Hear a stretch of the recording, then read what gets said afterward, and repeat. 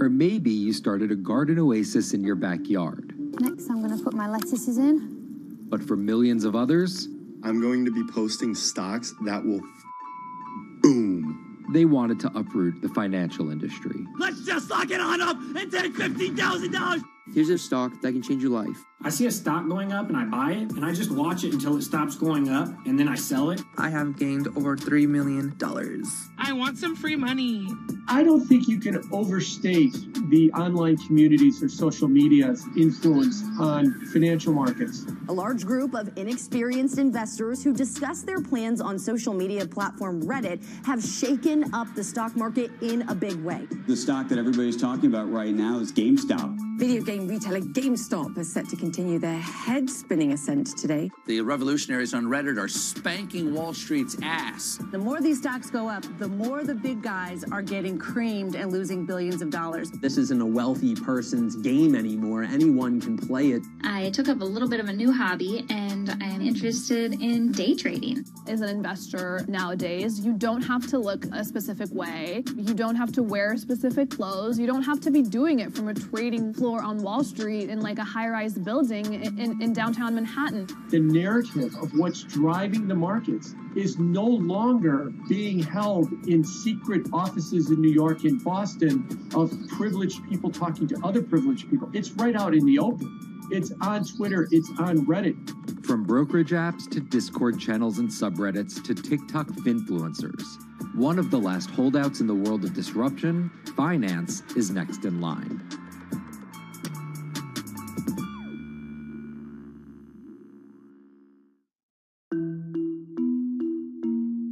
Investing should be as ubiquitous as shopping online. That's Vlad Tenev, the CEO of Robinhood, the online brokerage app, talking about how he wants his app to disrupt the world of stock trading like Amazon disrupted the world of home shopping. And I think that speaks to exactly the mission that a platform like Robinhood has, which is to democratize investing. Robinhood was started in 2013 by Vlad Tenev and Baiju Bhatt in, where else, Silicon Valley, as an alternative to the big brokerages, but with one big difference. As they were building the social network around finances for people, trading could become something that they could bring to the markets, they could disrupt the industry. While no-fee trading is industry standard today, it was unheard of when it was first introduced. The online brokerage industry was really innovative when they came on the scene 10, 15 years ago, but they kind of stopped innovating where you haven't seen those commissions come down beyond $5 or $6 or $7. Robinhood think that by offering zero commission that they're going to push people onto this platform. And on top of no-fee trading, the customers Robinhood was courting have been long overlooked in the world of finance. So the typical customer of a Charles Schwab, for example, is putting a lot more money in that brokerage account than the typical customer at Robinhood. Even today, with all of its popularity, the median account size is about $240. There's Fidelities in the Schwabs and the E-Trades of the world. They look down their nose at those kind of accounts. I don't want a $1,000 account. They're just a headache. I want a $100,000 account. And this is key here, right? Because the thing about Robinhood that's different than every other single brokerage platform is how easy it is to use. The design of the Robinhood app really has in mind a user who might be coming at this absolutely cold. The fonts are very well sized, the shapes, the colors, all of that is something that the founders of Robinhood paid really close attention to. And by creating an interface that catered to a newer investor, they were able to gather a pretty healthy group of customers. And by 2019, they had about 10 million customers. Those 10 million customers were a huge success story for Robinhood, but no one could have predicted its explosion after the arrival of COVID-19. Remain indoors to the greatest extent, and 100% of the non-essential workforce must stay home. What we saw when the pandemic hit was the growth of Robinhood users absolutely turbocharged. And Oddly, you saw this surge in interest in stock trading. Then they saw the absolute surge in 2020 in customer growth. And now, by many accounts, they have more than 20 million customers, which is pretty extraordinary. So the next step for them is to figure out how to monetize those users and how, even with their small account sizes, to get them to grow with the company and, as it releases more products, come along with them.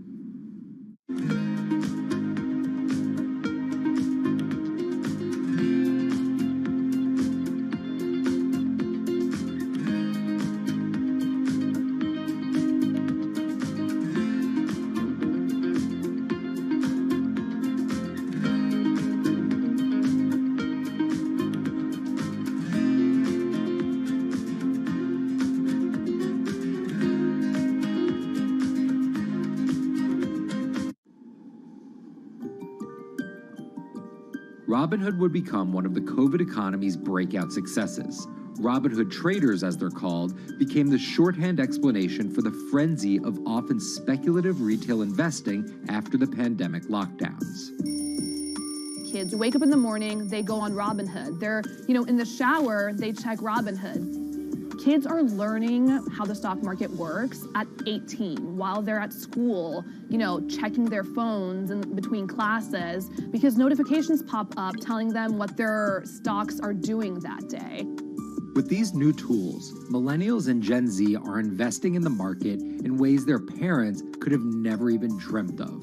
That is sort of key when we talk about the divide between older and younger generations, is that the younger generation is exposed to so much more information and tools at their disposal to do what they want in the market. The older generations, you never had the technology or the cost structure that you could play the markets like you can today. So you were stuck with giving your money to a professional investor and paying them a fee to do it. When I speak to young kids, they tell me, I'm making mistakes, I'm losing money. I'm not a perfect investor, but I'm 18, and by the time I'm 30, which will be, 10 years from now, I'm gonna have interacted with the markets for a decade. And so it's a learning experience more so than anything else. And you can look at it and you can say, wow, that's risk-taking, that's dumb, but if you could possibly shave 10, 20 years off your working life versus adding 5 years, I don't think you can fault people for that. But Robinhood is only part of the puzzle. Sure, you can trade on it, but without research, information, and data, you're just blindly throwing darts at different stocks and hoping to strike it rich. Wall Street forever has always run on what we now call narratives or memes. People telling rumors to each other have been around for 100 years. On Wall Street, information is its own currency. Historically, either you had it or you didn't, and the people who had it had a huge advantage. In the past, those narratives and memes didn't have a network effect. It would be one person telling another person over the phone. In fact, when I broke into this business in the 80s, a lot of people used to complain that they weren't on the call list to get those ideas. Social media changed all of that. Fast forward to 2021, that's being done on the internet now. And that's being done on Discord and Twitter and StockTwits and Reddit. And the impact is very similar, but orders and orders of magnitude larger. As social media has played a bigger part in our lives, it's also played a bigger and kind of more important role in how people find investing ideas online and on these platforms. How do those ideas spread? On TikTok. Yes, that TikTok. Soon may the weatherman come to bring us sugar and tea and rum. People aren't just going to it for sea shanty videos. The personal finance hashtag on TikTok has garnered 3.5 billion views from its 1 billion monthly active users. By comparison, videos found under the cooking and health tips hashtag have 2.6 and 2.1 billion views respectively. The trajectory of Robinhood and TikTok were literally on par. What happened in the stock market this week? So the word of the week is expectations. Absolutely essential that you guys understand the risks of shorting. And Kayla Kilbride and Kyla Scanlon are two of those financial influencer TikTokers, also known as finfluencers. I think people still care about fashion, they care about culture, but it's also like there's this big behemoth thing called the stock market that we really don't know a whole lot about, and it's gatekept behind the industry. And so people like want to unpack that. And so my audience is a lot of them are younger investors who are looking to hone their skills. Tech in right up. Kyla and Kayla are two of the more, let's say, professional TikTok influencers. The Tesla ARK Bitcoin Biotech Risk Cluster. I've been trading since high school, and it was a really interesting way for me to fill out my decision-making frameworks and to think about thinking. And I think that the more that we can have people thinking about finance, the better that we're going to progress as a society. I think it's a huge gap in our educational system. If you're going to buy an option for a stock you think is going to go up, it's a call. So think of it like this. I made the options video where I was like, options are just like shopping. Rumor has it that this pallet's about to go up in price. So if I come in tomorrow, can I still buy it at said price? And a ton of women just like attacked that video and were like, you explain things so much better than my boyfriend or my professor, or like I could sit and listen to you all day. And I was like, this is what I was looking for. But TikTok's algorithm does not reward calm and measured videos about responsible investing. It rewards this. Watch this video for 30 seconds and you'll be rich for the rest of your life. I try not to say the A word, the ALGO word, because TikTok listens to us. The algorithm does impact how you feel. You know, you do notice which videos do better versus which videos do worse. How do you catch someone's attention in less than 60 seconds? And how do you make it something that they're like, I need this in my life? Nearly impossible to do that in 60 seconds. But the people who perfect it are the people that you're going to watch and going to stick around. And where people are sticking around? Reddit. And its nearly countless subreddits about finance. And by far the biggest one of those is Wall Street Bets. There's a lot of social media platforms out there, but Reddit is like the social media platform for finance. Places like Wall Street Bets is where it all goes down. Started in January 2012, it wasn't long before Wall Street Bets adopted a 4chan-like etiquette, leading to their tagline, like 4chan found a Bloomberg terminal. We had all these unexplained stock moves, and we would be grasping for why stock XYZ jumped 20% in a day. And you would look at Wall Street Bets, and you would see people there talking about buying options in that stock, and it sort of, squared the circle, so to speak, and started making sense. And it was at that point that it was like, wow, we have to start paying attention to this. Some people on the platform really spend tons of time, and others are just looking for entertainment and to have a little bit of fun, effectively gambling or looking for an outlet, trying to make a little bit of money. Then on top of all of that, there were stimulus checks. Now, clearly, this money is going to people who need to use that to eat, to live, but there's a lot of people who use this money to invest in the stock market. And it's not just stock tips. People quote-unquote YOLO their entire life savings or stimulus checks on a single stock. They post what is called gain and loss porn, screen-grabbing staggering hits and misses on stocks for the entire community to see. I'm about to lose everything. And while some of the people on Wall Street Bets are novice investors, the community contains multitudes. In one respect, what it did show us among these network groups is they are very sophisticated. They're not a bunch of ignorant people talking to other ignorant people. And this is where the pieces of the puzzle all come together to wreak havoc on Wall Street for a solid week in early 2021. It's pretty clear that the combination of more people having retail brokerage accounts and trading apps and more people being stuck at home looking for some kind of entertainment and some kind of community online came together in this very singular way. What came together is GameStop. Let's go back to the beginnings of what happened with GameStop a couple of years ago. On the boards like Reddit and StockTwit, a lot of people were talking about GameStop as being attractive value. Some of them are even, Wall Street alums who left the industry and now still have access to tools that they can use to improve their financial well-being and make very good decisions. And I think Roaring Kitty is a perfect example of that. GameStop is one of the most compelling asymmetric opportunities in the market today. Really, I don't understand how you could disagree with that. At the same time that this crowd was talking it up, The hedge fund institutional crowd didn't like this stock at all, and it had the largest short interest of any stock in the New York Stock Exchange going into late 2020. Short selling is a bet that a stock price will fall, and it's a fairly simple concept. An investor borrows a stock and then sells it. The investor is betting on buying the stock back later for a lower price before returning it to the original owner, pocketing the price difference.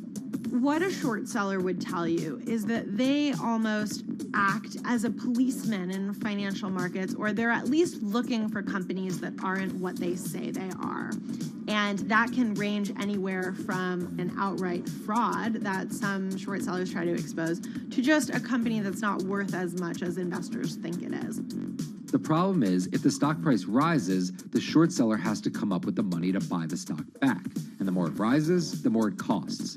And that's what's called a short squeeze. And the hedge fund Melvin Capital was on the wrong end of that squeeze. Melvin Capital lost over 50% of its money in the month of January alone, just from being caught in the short squeeze of the stock. This is where the disruption comes in. One of the most wild stories you're ever going to see. GameStop shares absolutely going nuts. In less than a year, the company's stock has jumped from less than $3 a share to almost $350. Cheers, everybody! Roaring Kitty has turned $50,000 or so investment into some $14 million. Whoa! Investors all over social media use the free trading app Robinhood to wreak havoc on Wall Street. They're actually piling on into some of these stocks to really hurt the professional short sellers. And they all used Reddit, Twitter, TikTok, and Discord to tell one another to keep buying and, quote, hold the line and not sell GameStop. People are getting cheerleaded for jumping in, buying at the highs. They're saying, keep going. And it was working too, until Thursday morning, the trading app Robinhood sent out this tweet. In light of current market volatility, we are restricting transactions, including GameStop. People were really angry. Robinhood was supposed to allow the regular people to play the same game these big boys are playing. But instead, we were all taken for schmucks, and they screwed us. Shares of GameStop are jumping again now that retail investors are being allowed to buy shares of the stock. But what we learned is that when people organize online, they have the ability to disrupt the market. And it was a big sign. The ivory walls of the institution aren't as powerful as maybe the institutions thought them to be. I don't know if pumping up GameStop was the best use of billions of dollars, but I think that as a signal to society, it was pretty interesting and powerful. The GameStop saga was so impactful that both Vlad Tenev and Roaring Kitty were called in to testify before Congress to clarify each of their roles in the saga. One thing that's emerged from the congressional hearings is that they're interested in how retail brokerages make money and whether they're keeping the best interest of their customers in mind, but it's pretty fuzzy as far as what they would actually do as a result.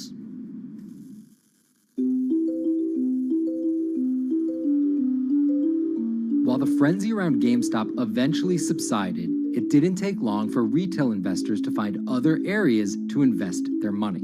Take a look at Bitcoin going bananas over the weekend. Bitcoin forms a brand new all-time high. It was after GameStop started to drop that we saw Bitcoin really go up to over 60,000. How much further does this rally have to run? It's compelling to say that money shifted from one venue to the other. While correlation doesn't equal causation, there's a chart out there showing an inverse correlation on meme stocks going down and cryptocurrencies going up. There's definitely an aspect where people are making money on stocks and then moving, they're agnostic, they're not hedge funds. They can invest wherever the hell they want. It's a classic sort of momentum trade. They're going to wherever the winners are and they're willing to jump on and, ride it. So whether it's meme stocks like GameStop, meme coins like Dogecoin, or entirely new ways to invest in art like NFTs, the new kind of retail investor is making its presence known. Over the next 10, maybe 15 years, you're going to continue to see, whether by choice or by force, that baton go from older generations to younger generations. I don't think any single app is going to be the thing that disrupts. I think people are the disruptors. How people get ideas about what to invest in has become increasingly entwined with social media. And as social media companies govern more and more of our lives, the fact that now they're tied in more intimately to people's wallets is something that we might want to understand better. Usually what disruption, I think, means is technology comes in, whether it's blogs to the newspapers or online retailing to brick and mortar. They come in and they're in the same business, but they just do it in such a gigantic cost savings that it causes everybody to switch. Well, that's the risk that happens here, is that it's so much cheaper to just manage your own money. We're not there yet, but costs and conveniences are moving in that direction. So I'd say, Wall Street, you haven't been disrupted yet, but you could be in the coming years, and that the final chapter on this story hasn't been written.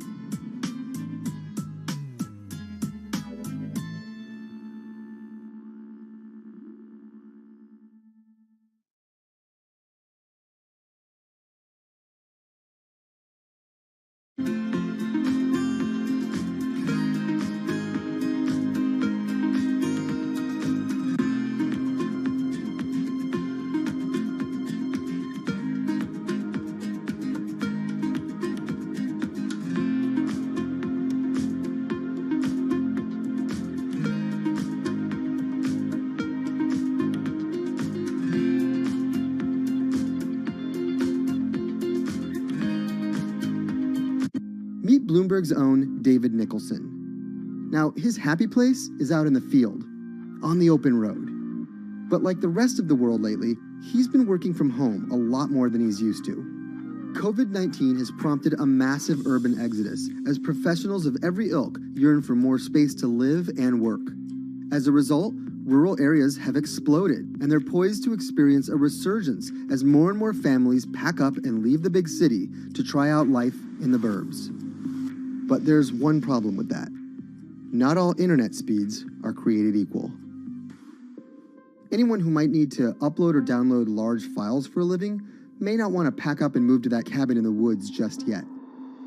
Now, David's house isn't a cabin, but it is in the woods, and inexplicably, his internet is workable. My internet is okay. I pay a lot for it. It's around $140 a month. The download speed's great, and the upload speed is terrible, which is really bad for my work because I have to upload these massive files. But I'm definitely one of the more lucky ones in this community. Just a few miles down the road, my buddy has awful internet. Usually under 2 down and under 0.2 up, so it's often unusable. Some days it's around 1, and other times it'll drop. Hello, traders. I will have to place stop for Japanese yen. I thought it will move lower, but it decided to move up and down, and I will place stop at 115.55. Please do so. Please place your stop at 115.55. So you secured, you can say, your profit 115.0. Sorry, I wanted to say 0.55. Yeah. Because we sold short at 115.075. Stop, we making 200 pounds if it will change direction, right? And we will not lose any money at all. Okay, guys? I'll speak to you later. Stay safe. But in rural areas, it could cost a lot more for a lot less service.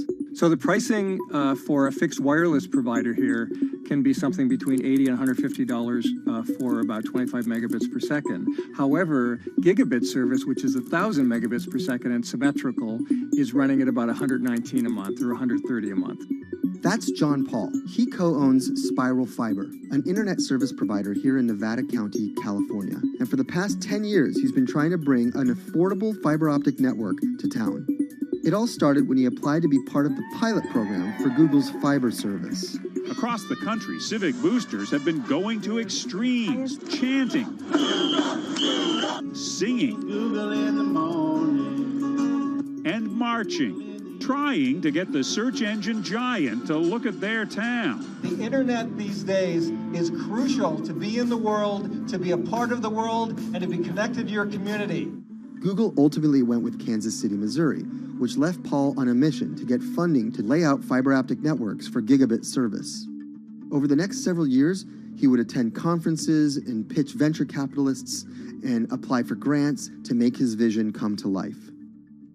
One of the biggest roadblocks to building infrastructure for the internet here in the United States are the existing large providers. They have their land staked out. They would prefer that nobody come in and compete against them. In 2013, we applied for a grant. We went down and met with the commissioners at the California Public Utilities Commission. It was an arduous process to get funded, but we finally did against all odds. We got a $16 million grant, and then we went out to seek venture capital. Then, in March of 2020, the pandemic hit the world. Everybody got locked down, and everybody came home, and everybody started using the internet. And I remember seeing on one of the local fixed wireless providers' websites, they've said, hey, we know you're all staying home, but please don't use too much video, and please don't use too much bandwidth. And I thought, that doesn't work. The U.S. connectivity gap is far greater compared to countries that are considered its peers economically. Some developing nations actually have better internet than rural America, like in Kenya, which has a state-of-the-art fiber optic network fed in from their coastline. The American connectivity gap does largely affect rural areas that are either outside of service coverage or simply prohibitively expensive. This is Rebecca. She and her family moved to Nevada County just a couple miles down the road from David. They took for granted that high-speed internet would just exist in the area, and it's not something they even bothered to check on before buying their house. Turns out, all they got was dial-up. We wanted to move where we had a little more space, room for the kids to run around, just be out in the mountains a little bit more. Having come from a bigger city area where Wi-Fi is pretty readily available, we hadn't really considered that in our purchasing of the house, whether that would be an option or not.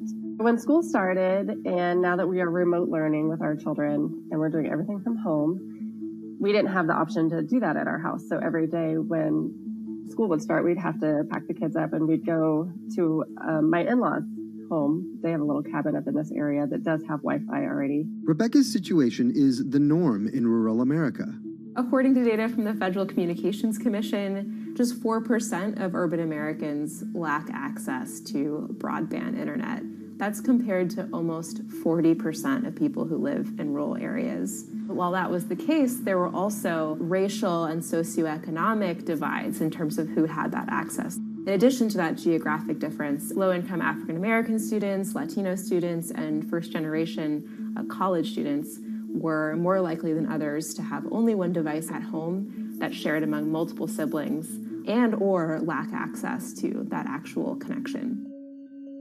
For most American towns, there's also a lack of competition, forcing internet prices up. And large providers like AT&T and Comcast aren't incentivized to expand service to these rural communities. This is how Xfinity makes life simple, easy, awesome. So in our area, we have a small imprint of Comcast, but they're not going to go out to the more rural areas. It's just not cost effective for them to do it as a large company. In order to lay fiber cable, you're actually physically digging trenches into the ground. And for internet service providers, they're primarily focused on maximizing their profits.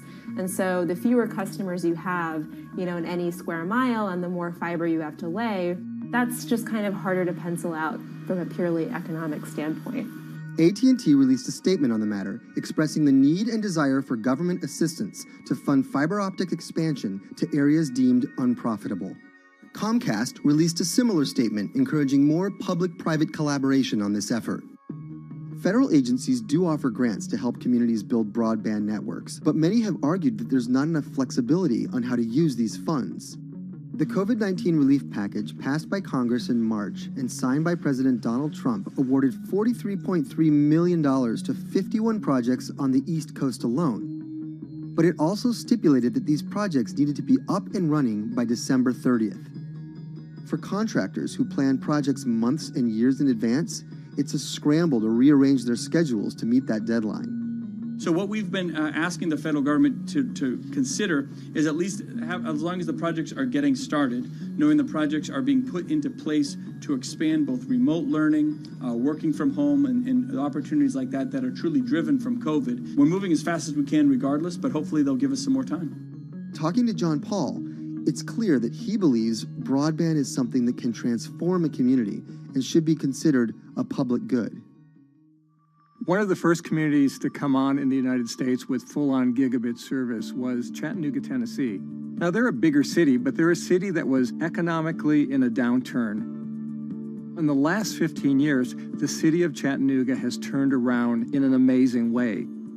It's a nexus for young people to move to. It's a place where technology happens. It's not just about logging on to Zoom, to connect with your colleagues who might be in New York City. It's also your ability as a small business, operating in the town of Nevada City or wherever it may be to, quickly upload your payroll documents or something onto the cloud, or to quickly, swipe a customer's credit card. There's just some really basic business functions and mechanics that I think people in big cities really take for granted, and that are just going to be a much bigger challenge for small business owners in rural areas.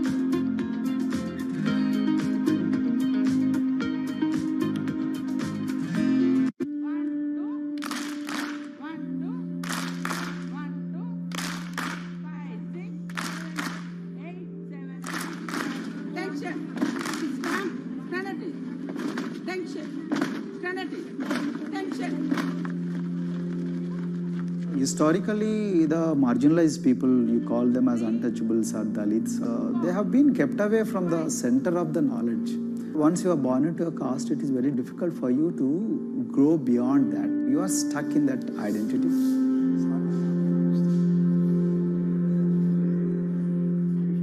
I think education is the best way of liberating them. So that's how I chose to work in education. As you can see, guys, we sold Japanese yen at 115.055. We made 200 pounds. Well done. All of you guys who decided to trade with me. We was holding, I check. This is where we sold. It was 12:45 time right now in UK, 4 o'clock, 4:15. We made 200 pounds on Japanese yen. If you want to get the strategy, please go to company.co.uk. You can find all necessary information, how to get the strategy, how to find more information about the strategy, register for webinar. I provide live webinar, it's not recorded webinar. So please do so. Otherwise, you can stay with me. Keep watching this channel. On the left side, our companies who promote the channel, so you can check with them. Some of them brokerage firms. If you want to open a brokerage account, please use them. Okay, stay safe, and I'll speak to you later. From poor infrastructure, lower education standards, and high student-to-teacher ratios. But Dr. Praveen Kumar is trying to change that.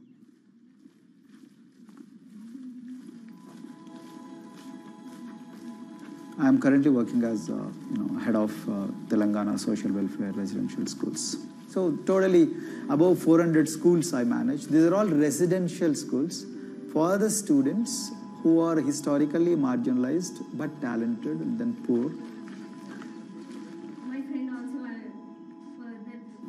Of them, 60% are girls and then 40% are boys, because girls are more marginalized among the marginalized. Their voices are always suppressed. My approach to improve the conditions in the schools has been put your eyes and ears on the ground always. Talk to the parents, talk to the teachers, talk to the students, stay in the schools and then understand their problems, their challenges, both in classrooms and then the corridors and the dorms. Then go to the dining halls and see what kind of food they are eating, and then go to their homes and then what kind of food they are getting and what kind of challenges the parents have. Very good. 9th class. One of the important changes that I brought in after I took over was to complete the transformation of mother tongue to English medium, because English medium, as I said, English is the language of emancipation, and language that connects you to the whole body of knowledge in the world. So we had to train a lot of teachers. Refer to the dictionary also, okay, and find out the new meanings. As well as describe about. Hey, Richita, how are you? Hi, Sindhu. Fine, thank you. And how about you? I'm fine too. It's been a long time. Identity is extremely important. There is a scientific evidence to prove that your sense of identity is extremely crucial to your growth as a successful human being in your life. If you accept an identity which is very humiliating, which reminds you of very painful past, I think that identity will not help you to grow. I'm not saying that you should forget your past. I'm not saying that, but that should not be the bubble in which you must live always.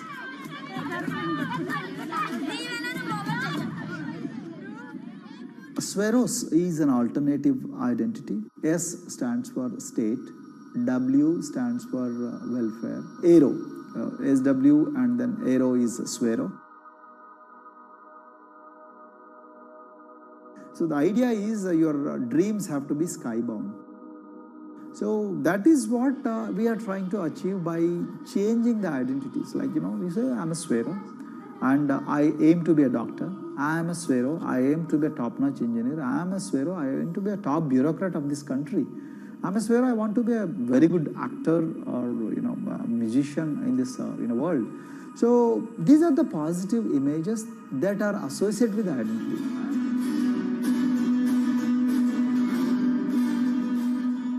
Just to give an example to you, in 2012, in our institution, we used to produce about 6 doctors per year. But because of our, this self-liberating ideology of Sveroism, we have, this year, we have produced about 189 doctors. This is phenomenal for any poorest of the poor people. You know how difficult it is to get into medical colleges in this country. So, but today, because of this ideology, the students have been able to achieve this, feat. Pujita has been a farm laborer, and her parents themselves are agricultural laborers. And then this girl used to sell vegetables, but thanks to the residential education institutions, she came to the Gaulido campus, and then she toiled very hard for 1 year, despite many problems. And today, I'm so happy to share with you that she has joined one of the prestigious medical colleges in the state of Telangana, Usmania Medical College, and then in future, she hopes to be a gynecologist. So this is the journey our children are hoping for. Similarly, the Mount Everest expedition. At Mount Everest expedition, we are very fortunate enough to place the youngest ever female in the history of this world on the peak of Mount Everest. How did this happen? It's all because of an ideology that helps you to liberate yourself.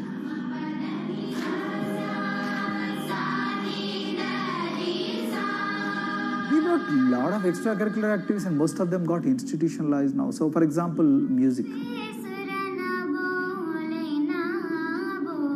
Similarly, the games. We have so many coaching academy. We have boxing academy, we have wrestling academy, we have handball academy. So we have, kabaddi, the traditional Indian sport. We have golf. We have introduced golf also. Like golf is generally played by so-called rich people, but today even poorest of the poor people also are being trained in golf in our schools. Wow.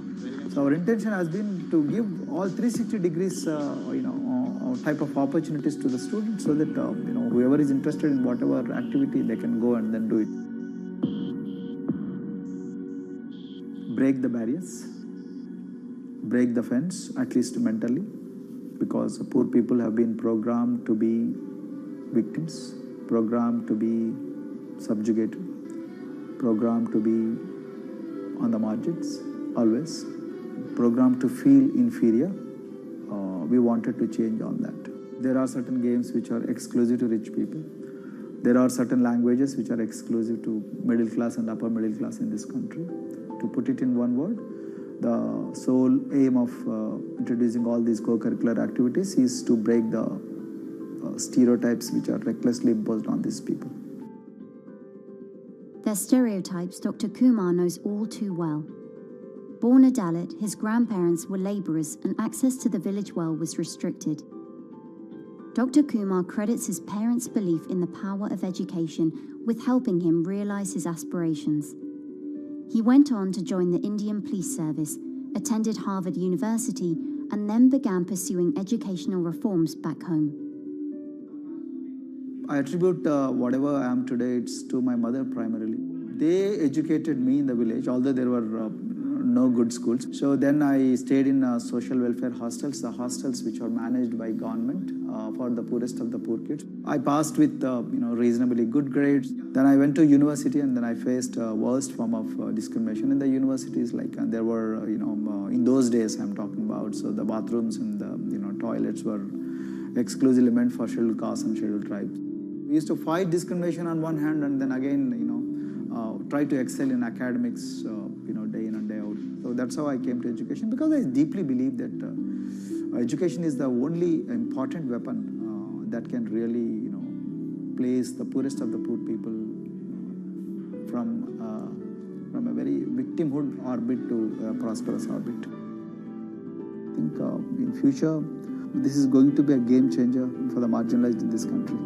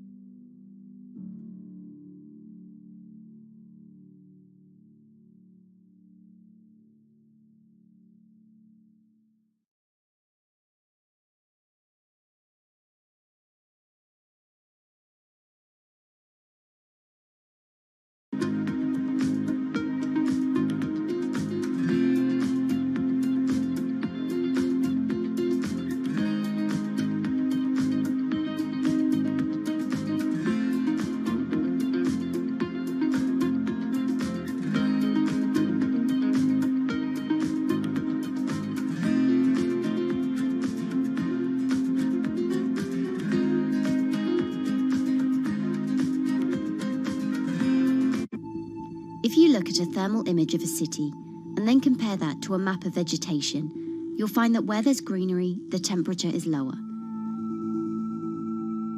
That's because things like asphalt, concrete, and shingled roofs absorb more heat from the sun than trees. This is the urban heat island effect, and it accounts for higher temperatures in cities, often by several degrees compared with their surroundings. It's becoming a huge risk to human health as growing urban populations exacerbate the heating effects of climate change. Heat waves kill more people than any other extreme weather event, more than tornadoes, hurricanes, and even floods. That's why urban heat island mitigation strategies are being studied in Singapore by a group of researchers. The government-backed project called Cooling Singapore is now in the process of combining everything they've learned to create a digital tool that can help cities all over the world, starting with Singapore.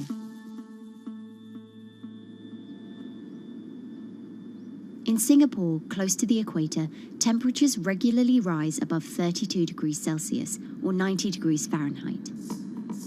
And the city structures only make it worse. And that is also the case for Singapore, which is basically a concrete jungle, more urbanized, more developed city. And even in Singapore, what you have is a situation whereby there's a temperature difference of 7 degrees Celsius between the more urbanized and the more rural areas. The government has taken drastic steps to keep temperatures down. This is Gardens by the Bay, an award-winning park. And inside this greenhouse is a pleasant 24 degrees. That's because the dome, along with 24 nearby towers full of thousands of people, is chilled by what's probably the world's largest underground district cooling system. It uses a large central plant that cools water and then pipes it into banks, residential towers, an exhibition centre, shopping malls, and the city's iconic Marina Bay Sands hotel and casino complex. So one of the biggest perks of using this system for the buildings is that they can save 40% in terms of electricity usage compared to your traditional air conditioners. And with Singapore relying on natural gas for most of its power, this new system means emission savings equivalent to removing 10,000 cars from the city's roads. That has big implications for the rest of the world. If things stay as they are, more than a third of the world's electricity could end up being used to cool buildings and vehicles by 2050. As the world gets hotter, gets warmer, there is a greater need for air conditioning and as well as refrigerators, for instance. And the more people are buying these household appliances, the more energy usage they use, and they release heat more, and that then exacerbates climate change. It's a vicious circle. And so since 2017, researchers at Cooling Singapore have been identifying design solutions that reduce our need for so much cool air in the first place. One thing many cities have in common, and that's the importance of vegetation. That's a very important measure to mitigate the urban heat because of the shading effect, of course, and the psychological effects of the vegetation, and also because of the possible evaporative cooling effect of the vegetation. Vegetation can be, of course, on the ground floor in form of trees and shrubs, and you can walk under them. This is the so-called canopy layer that the vegetation forms above us. But vegetation can also go up the facades of buildings, and it can go to the roof of the buildings. Luckily, Singapore has been striving for the garden city feel for quite some time. It was a vision initially introduced by then Prime Minister Lee Kuan Yew in 1967 to make life more pleasant for people. And today, Singapore is one of the world's greenest cities in terms of urban vegetation. Kampung Admiralty, a community centre that contains health facilities and social spaces, now provides more green space than the plot of land it was originally built on. It's topped by a roofscape of staggered terraces covered in local plants, which functions as a community park. And a village green in the centre that contains farm plots for residents to tend to. Park Royal on Pickering was designed as a hotel in a garden that doubled the green growing potential of its site. There's now 15,000 metres of sky gardens, reflecting pools, waterfalls, planter terraces and green walls. And the government has big plans as well. Singapore actually has a plan to plant 1 million trees and add more green spaces over the next 10 years. It is actually a mix of wanting to reduce the urban heat island effect, but on the other hand is also to get the people to be more connected to nature.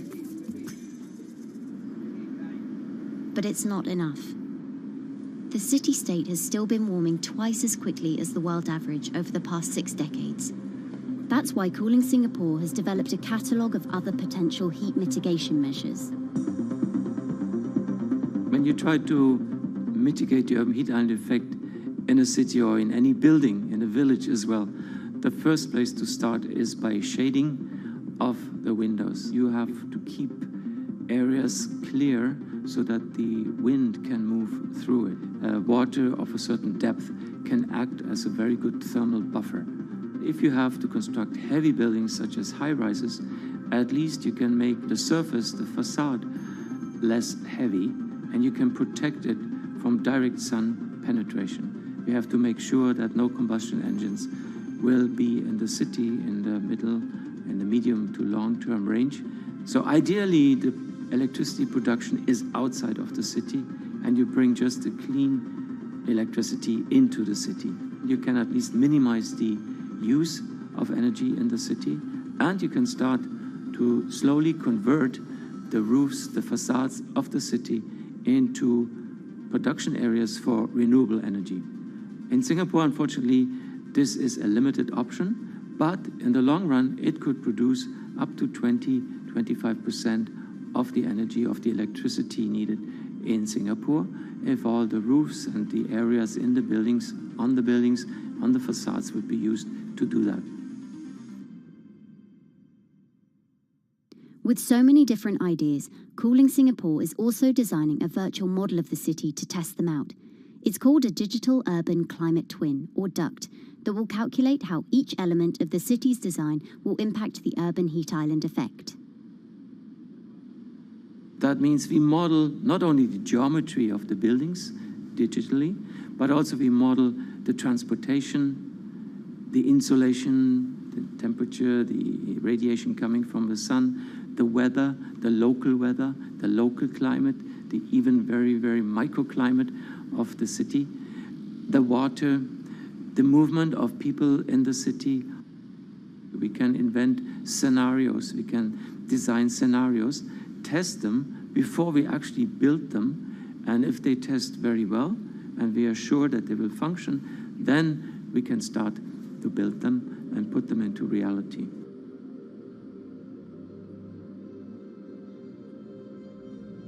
Singapore will be using this new tool to figure out which actions it should take next. And the model can be applied to any city, whether it needs to keep heat out or keep heat in, which will ultimately save energy, slow climate change, and improve our quality of life. So this is something that Singapore will be able to export, maybe even together with its city development systems that it already has.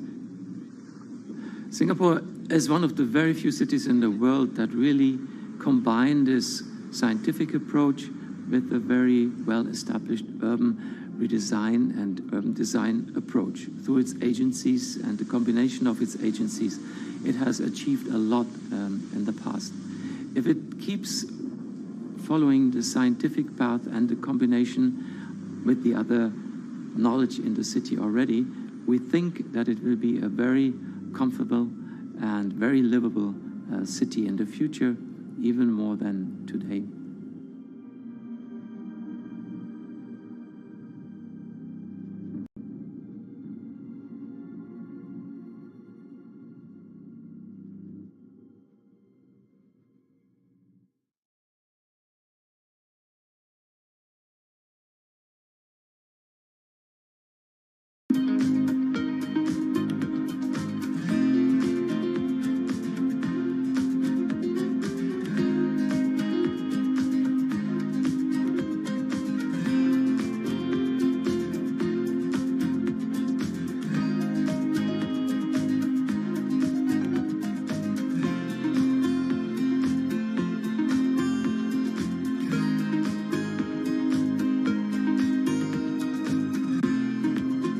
Times are tough. Jobs are scarce. It's risky to be outside and around others. Seems like there's very few ways to make extra money during a pandemic. So I guess I'll just hunker down and binge social media until this all blows over. Wait, don't these people make money? How do these people make money?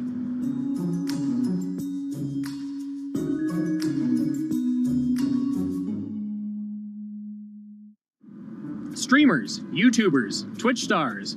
How do they make money? Is it a lot? Is it a lot of work?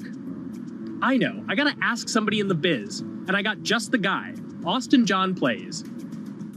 This is your full-time job now, right? As of November of last year, yes. This was always just kind of like a side thing. Like any money that I made from doing my videos and whatever else, I never touched that because I didn't really think of that as being like real money. And then it started coming in more and more. And then it was like I hit my first day that I broke $1,000 and I was like, this is actually going to be money. How did the YouTube channel come to be? When the game Pokemon Sun and Moon came out for the 3DS, there was like things that I learned about the game, and then I wanted to just share that information with people. And at the time, I didn't have any way to capture a screen or anything, so I found like generic footage, and I kind of put it all together with so much editing. And that video got 6 views. And then 2 days later, I made another one, and that one got 12 views. And then I just started pumping out more and more content, and people were like, this guy knows what he's talking about. It really just started building on top of itself, and then it was like, my channel really focuses on tips and tricks. So I play a straight 18 hours, and I'll finish the game or get to about the 40-hour mark, and then I'll make my first video. While I'm going through, I have a giant notepad and just scribbles everywhere, and I make these notes of like the things that stumped me, so I know the things that may stump other people. What do you need to think about if you're building your YouTube channel? 1, you need to do something that you're passionate about. Not that you like, not that you think you're gonna make money on, something you're passionate about. The other thing is something that other people are passionate about. It holds a special place to them. And third is, it needs to be something that people are gonna seek out information on. In order to enter into the marketplace, you either need to be better than everyone else, you either need to be faster than everyone else, or you need to be more accessible than everyone else. And you can't be more accessible because it's already on the platform. Granted, if you understand how the algorithm works, which is very similar to Google Analytics, then yeah, you can have a little bit of a head start. But if you're not doing it faster, and if you're not doing it better than everyone else, then why should anyone watch your channel? So my income as a YouTuber kind of breaks down to 3 different ways. 1, which is the bulk of it, which is ad revenue. Whenever you go and you watch a video and then there's an ad and then you wait 5 seconds and you hit the bottom right corner and then you go on to the next video, or a non-skippable ad, or the video starts immediately, you get the little banner ad at the bottom, or if you scroll down from the video, the first thing that shows there is an ad. Those are the 4 different types of ads that can appear on every single YouTube video. And all of them pay a certain amount. It varies on lots of things, like the country of the person who posts it, the country of the person who watches it, the time of year, where you are in the quarter, if there's anything going on with a reduction in ad revenue. Like, great example, COVID-19, companies weren't spending as much on advertising. So because of that, CPM went down. CPM stands for click per thousand. I'm using the Roman numeral for 1,000. And that means that for every 1,000 views, you get a certain amount of money. Now, on low ads, when I first started off, my CPM was 30 cents. So every 1,000 views, I made 30 cents. But then once I signed with an MCN and I started making more quality content and more engaging content, some of my better videos and certain times of the year, I can see CPMs as high as $12 to $14. And there's a big fluctuation between, you know, if I post a video when there's no ads being spent, like January and February, that's the reason a lot of your favorite YouTubers and also TV shows don't post new videos in that time of year because ad rates are down. Why are they going to make content then? Instead, you're recording and you're bulking up for when ad revenue is higher. The second way that a YouTuber makes income is support, crowdfunding, things like that. When I first started off, Patreon was really the only option, but then they started rolling out supporters and members for YouTube channels. So whenever I have a live stream, you can click a button and then you can become a member, and then you get special icons next to your name. I believe they're called badges, or on any video, you can hit the join button and that helps support the channel. And then the third aspect of that would be merch. And for me, my merch has been somewhat basic. In fact, I'm wearing one of my t-shirts from last year right now. You have to endure the times that your first video gets 6 views, that you posted on Reddit and they say, shut up, and then an auto mod bans you. You have to go through that, because until you go through that, and you discover why you're doing it. You're not doing it for other people. You're doing it for yourself. If you're not loving what you do, then it's not worth it. Huh. So make a channel about something that I'm passionate about. Oh, sweet. I guess I can make the channel about that.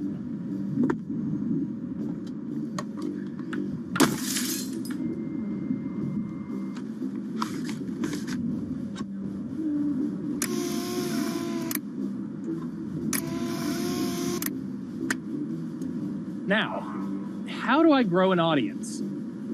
How do I get popular? It's all about diversification, right?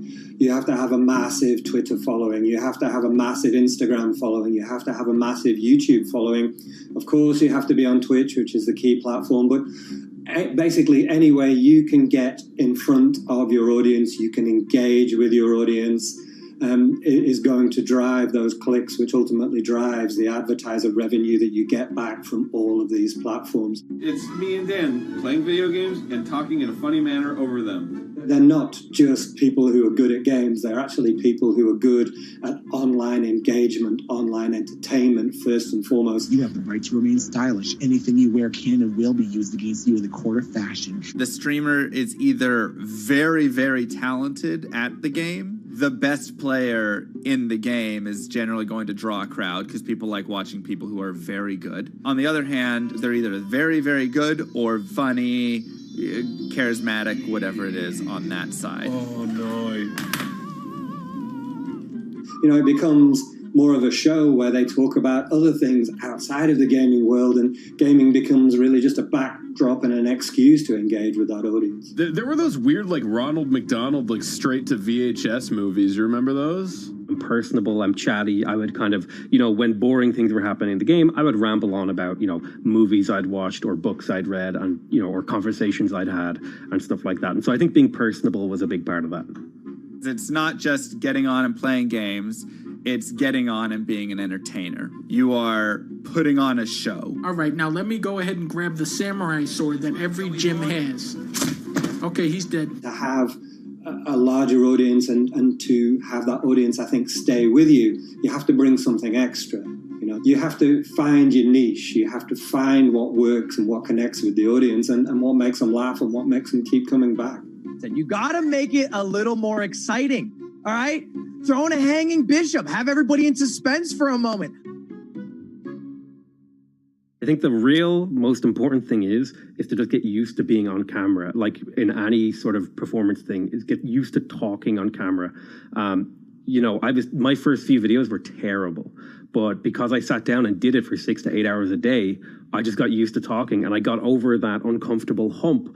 If you go into Twitch purely with the expectation that you're going to make money, make a job out of it, have all this growth, and it's going to be great, you're probably going to burn out prior to getting to that point because there's very little payoff for a long time, right? Like multiple years generally before you really start to see a payoff. And so, those first few times you're streaming, nobody is there. One person shows up every 30 minutes, says hi, maybe, and leaves, right? Like, it's very discouraging, I think, for a lot of people. And so you have to be there just loving it. You have to love talking to yourself when nobody is around. You have to love just the game that you're playing, all of that stuff, because it takes a while. And I think a majority of people burn out prior to getting to the profitable point of it.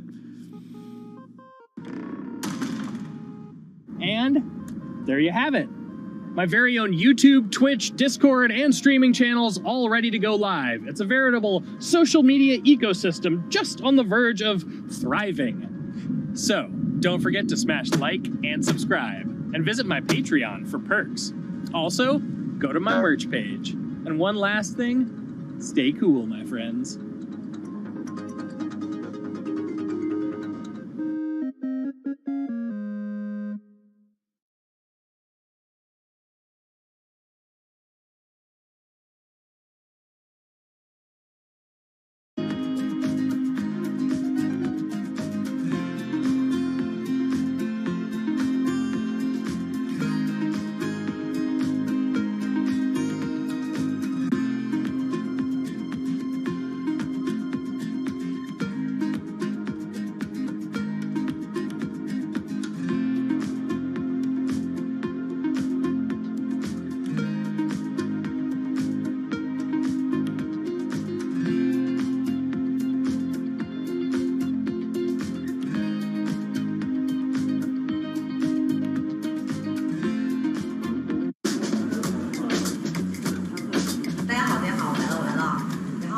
This is live stream shopping, one of the hottest trends in China. Every night, tens of millions of people watch live shows hosted by influencers like Via and buy the products they recommend. On e-commerce and social apps like Taobao and Douyin, the sister app of TikTok. 我觉得已经改变了大家的购物的方式。其实各种各样的产品，哪怕你不买，你也可以来看。当然，你看了你就有可能会买。It's not about, only shopping. It's about the experience. It's about having fun. You got to see 3D. You got to see in some kind of action. It's almost like a theater act. The internet craze has taken over China. By the end of 2020, the country had almost 400 million live stream shopping users. China's live stream e-commerce market has also grown dramatically, with an estimated value of $161 billion in 2020. It's becoming popular outside China as well. So, is live streaming the future of shopping?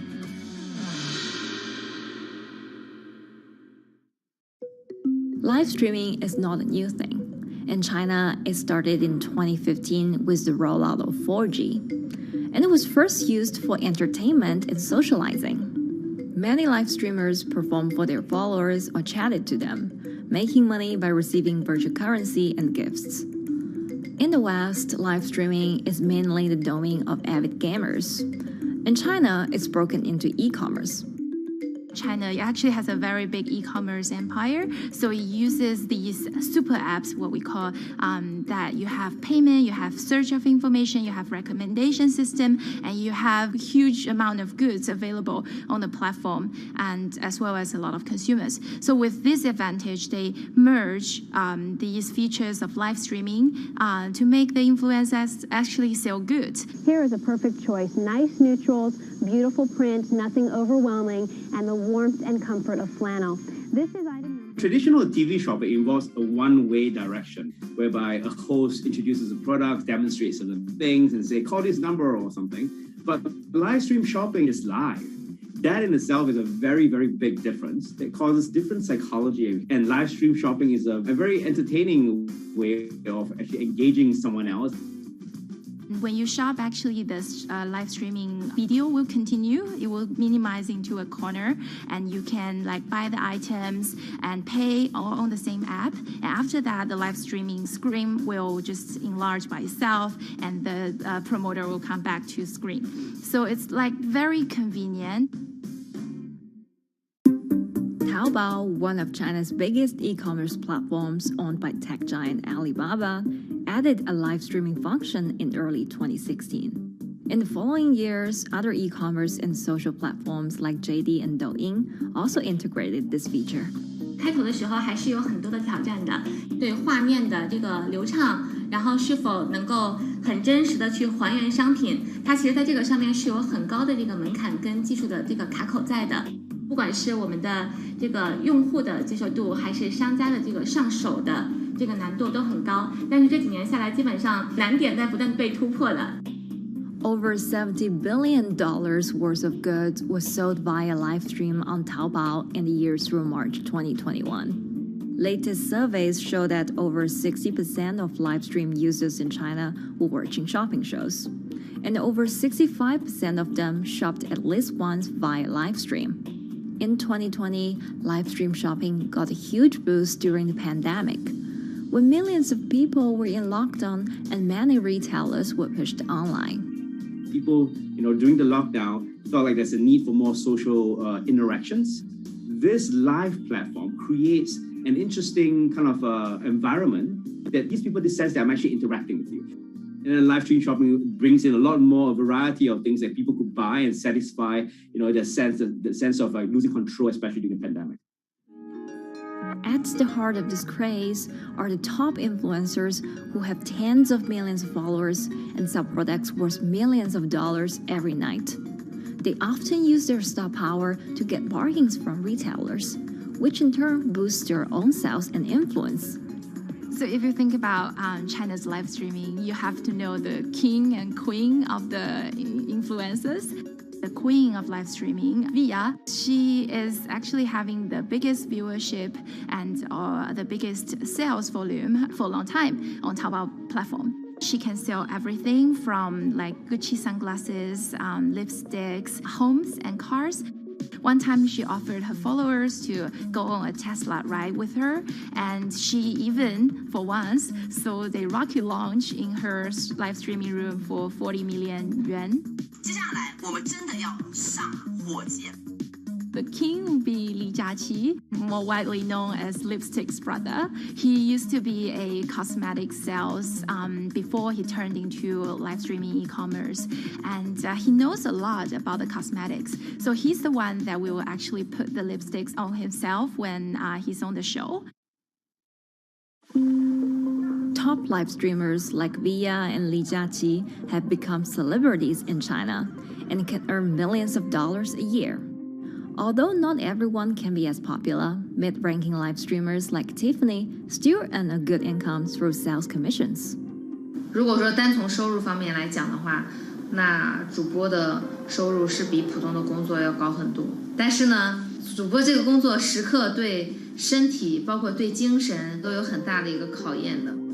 就是每天需要集中精力，然后长达5-6个小时，这种状态是很累的。而且这5-6个小时的话，你是脑子是不停的，然后嘴巴是不停的，然后手也是不停的，眼睛也是不停的。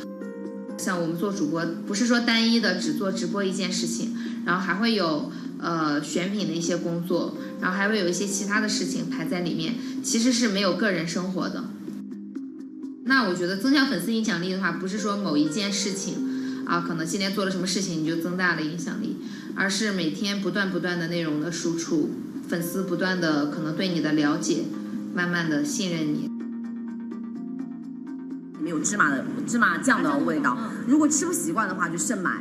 A lot of successful live streamers are generally very good at communication. They're very good at articulating very simply what a product does, what a product doesn't do. In order for them to sell, they need to be trustworthy and appear trustworthy, and they need to, show in some ways that they're authentic, right? So for Via and Li Jiaqi, they are able to articulate that quite a bit through their body language, through what they say. For example, Li Jiaqi will also sometimes say bad things about certain products because to him that's his honest opinion, and sometimes people want to hear that. And so they seem very credible, they seem very trustworthy, and don't forget, they're also very entertaining and very interesting. If you're familiar with Li Jiaqi, he won a Guinness record for like the most lipstick applications to models in like 30 seconds. So if you're able to create a lot of buzz with interesting things that you do, people who may not want to buy lipsticks will also stream in just to watch what he does. And then from there, you might get hooked. 这就是一般女生出门的时候涂的口红的颜色。Live streamers also use sales techniques such as limited time or supply. This sense of scarcity can often encourage viewers to buy. The platform in itself creates and enhances some of these things, but you see it live. Something we call social proof has taken over, meaning that, hey, other people are interested, other people are joining in, other people want the same product. And they add it in the chat and they ask questions and they say, oh, I want this too. What happens then? It makes the whole product even more scarce. But it's not just influencers. Local farmers, luxury brands, even mutual funds have also started their own live stream shows. Working with very top-tier live streamers can be risky. It's not necessary that the benefits will end up with the brand. So we see company executives opening their own shows. And we see like P&G have their own sales room, which runs shows every day as well. We also have like local governors in like small towns to sell their agricultural products. So the live streaming is definitely transformed the way product owners can think about how to reach their consumers, and it enables a lot of players to actually sell. Live stream shopping is going global. Merchants in Southeast Asia have embraced this trend. And in the West, Amazon has upgraded its live streaming function, adding interactive features like chat rooms. Companies, including Google and Facebook, are also developing and investing in technologies to integrate video and e-commerce. 直播电商它其实已经开始成为主流，它未来的发展空间跟潜力都是巨大的。接下来大家会越来越依赖这种购物方式，会变成一个比较日常化、比较规范化的这么一个趋势。If you look at the numbers alone, their numbers alone, Li Jiaxi's numbers or Via's numbers, you know that they can sell and you know that they can generate revenue. Are they able to sustain it over a long period of time? It depends on how innovative they are at changing some of the things that they do. But you can't expect consumers one day turn into virtual shopping for good. There will be the nature of us that crave to go into the store, to touch the goods and actually wear it and see how it looks like and walk around in that with our friends. And those things wouldn't be replaceable with live streaming.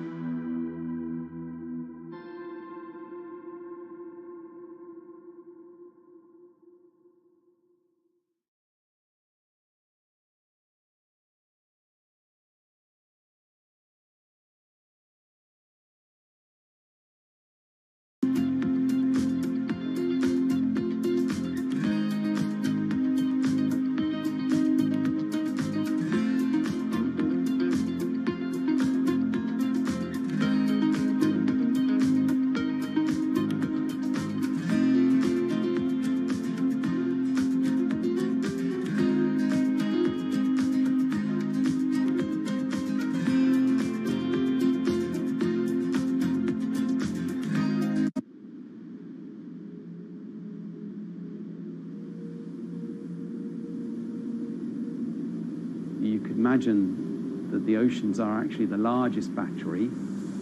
We're storing huge amounts of energy in the oceans. The wave motion can be very deep. It can extend down several hundred meters. And once it gets to the near shore, from about 50 meters, the whole water column is moving backwards and forwards.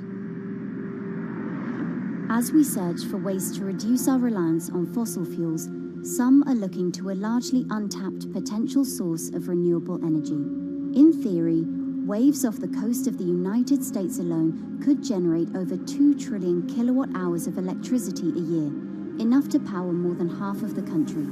Waves intensify and subside not as quickly as the wind, and that means that it can produce a smoother power generation curve. One of the potential advantages of wave energy is that it could act as a complementary source of power compared to other renewables on the grid if it were to be scaled up to commercial scale.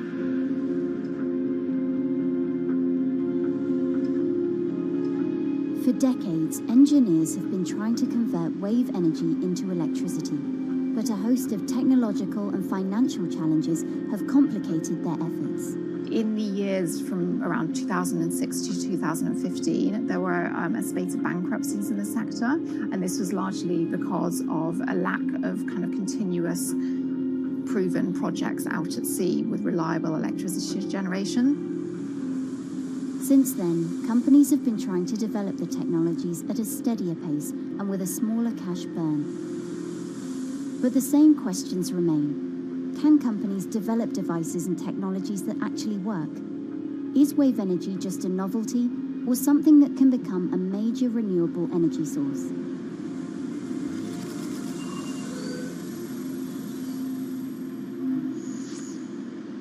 The sea is a very challenging environment within which to operate a power project.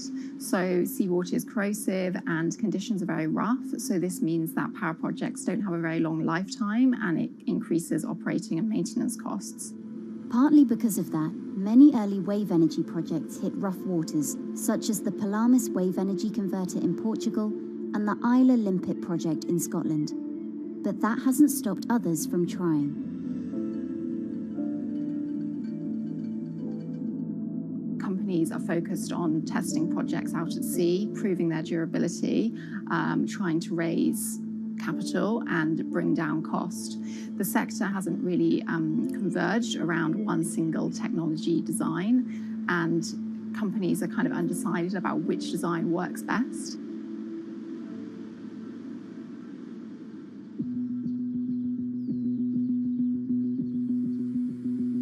Finland-based AW Energy is a veteran in the sector. The first proof of concept of the company's device was made in the 90s after diver Rauno Koivusaari observed the strong back-and-forth movement of a hatch cover in a shipwreck in the Baltic Sea. The waves are generated far from the coastline, so the wind blows on the surface of the water, causing the water particles to rotate. And that rotation extends deep down below the surface. And the waves can be very long. They can be several hundred meters long. And as they come into the near shore, this rotational energy turns into an elliptical energy, and eventually backwards and forwards, as you probably noticed if you've been swimming on the seashore in large waves, you're pulled in and out. That's the energy that we're extracting. There's a sweet spot where we deploy, so around 10 to 15 meters of water depth.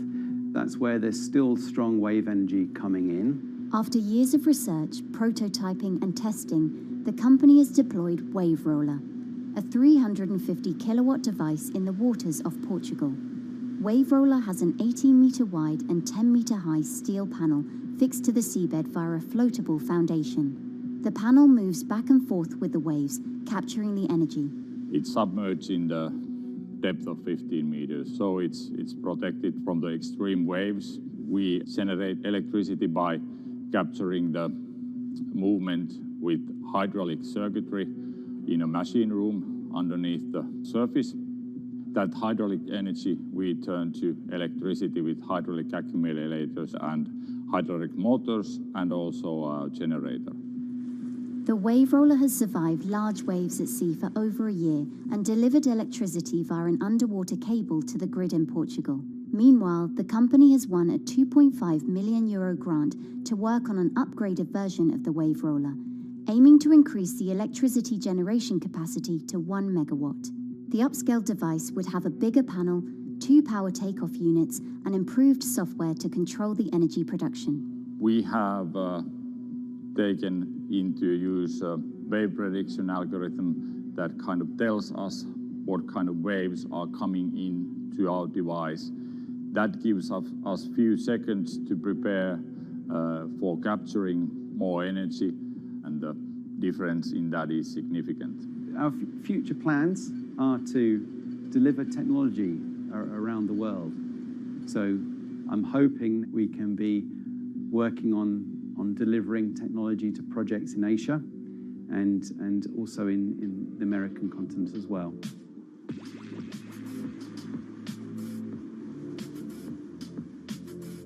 Meanwhile, Israeli company Eco Wave Power is taking a different approach to capturing the power of the ocean. For the company's founder, Inna Braverman, developing new sources of renewable energy is a personal mission. I was born in Ukraine in 1996, and 2 weeks after I was born, the Chernobyl nuclear reactor exploded, causing the largest in history nuclear disaster. I was one of the babies that got hurt from the negative effects of such explosion. I had a respiratory arrest and a clinical death. Luckily, my mother, a nurse, approached my crib on time and gave me a mouth-to-mouth resuscitation, which saved my life. I got a second chance in life and decided to do something good with it. Growing up, Inna wanted to be a politician to positively change the world. After working as a translator at a renewable energy company, she decided to change paths. Solar and wind energy were fully commercialized. There were a lot of amazing technologies implemented everywhere. I saw that wave energy, although it's an immense source of electricity, the biggest companies in the world are trying to develop wave energy with no success. And there was kind of a race going on in the world of who is the company that is going to develop a viable wave energy solution first. In 2011, the then 24-year-old Inna co-founded Eco Wave Power. Instead of installing devices offshore, the company's devices are attached to existing breakwaters, jetties, and piers. Our technology is very cost efficient, especially in comparison to the offshore technologies, because we don't need any ships, divers, underwater mooring or cables. We install on existing man-made structures, and all our expensive equipment, the generator, the hydraulic conversion unit, the automation, is located on land just like a regular power station. This is the EcoWave Power conversion unit that has been operating in Jaffa Port since 2014 until 2020. Here you can see how the technology works. Basically, the floaters are going up and down and pushing the hydro cylinders, which transmit biodegradable fluid into land-located accumulators. A pressure is being built, the higher the waves, the higher the pressure, which is used to turn the hydromotor, which is turning the generators. The whole system is controlled by a smart automation system, which you can see right here. And in case of upcoming storms, the system automatically raises the floater above the water level and keeps them in the upward position until the storm passes. The company has been operating a 100 kilowatt grid-connected device in Gibraltar since 2016, which is enough to power 100 households. Currently, Ina and her team are working on another 100 kilowatt project at the Port of Jaffa in Tel Aviv. The project will be also the first time in the history of Israel that wave energy will officially connect to the electrical grid. And our goal going forward is to expand it to all suitable breakwaters in the city of Tel Aviv and to supply a significant part of the city's electricity needs. Today, engineers and entrepreneurs are still trying to crack wave energy. Globally, only a few hundred kilowatts of wave energy are deployed, compared with gigawatts of offshore wind. But the field has come a long way in recent years, and with the right engineering solutions, this new power source could eventually become competitive with more mature renewables like solar and wind. I would have a lot more confidence in the success of wave energy companies today as opposed to like 20 years ago. But in the next few years, or maybe the next couple of decades, it will be more likely to be used in remote locations like islands that are otherwise dependent on expensive diesel power, or out at sea on gas decommissioning rigs, or for powering underwater autonomous vehicles. So definitely, wave energy can compete with other renewable energy sources, but I personally believe that this is not a competition.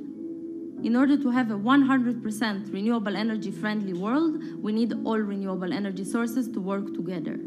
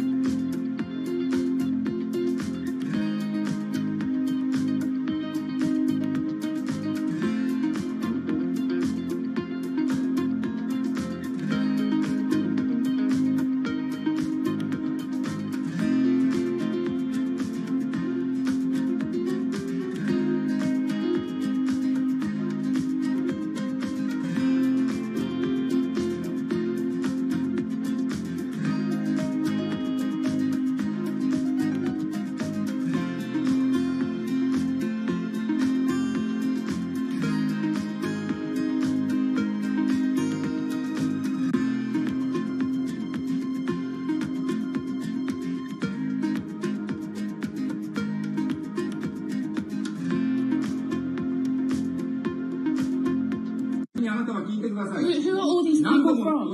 Who are all these people from?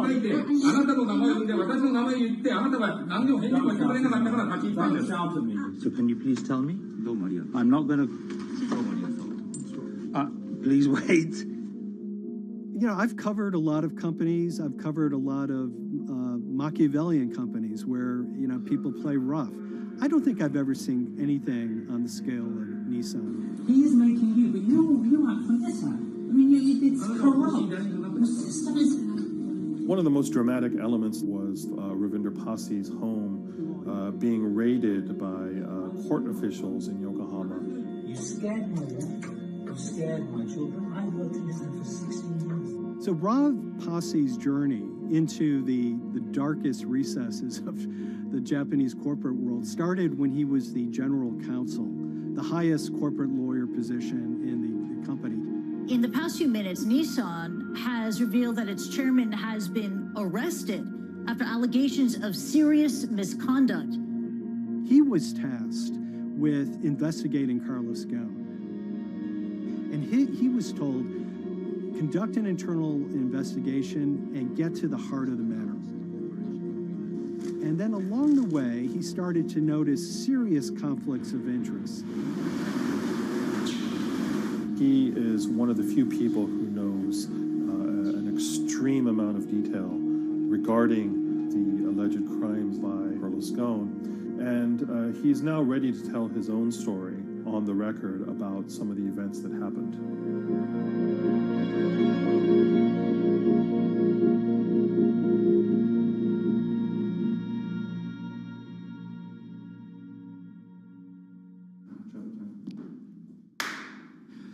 My name is Ravinder Passy. I'm the former Global General Counsel of Nissan Motor Co. Limited.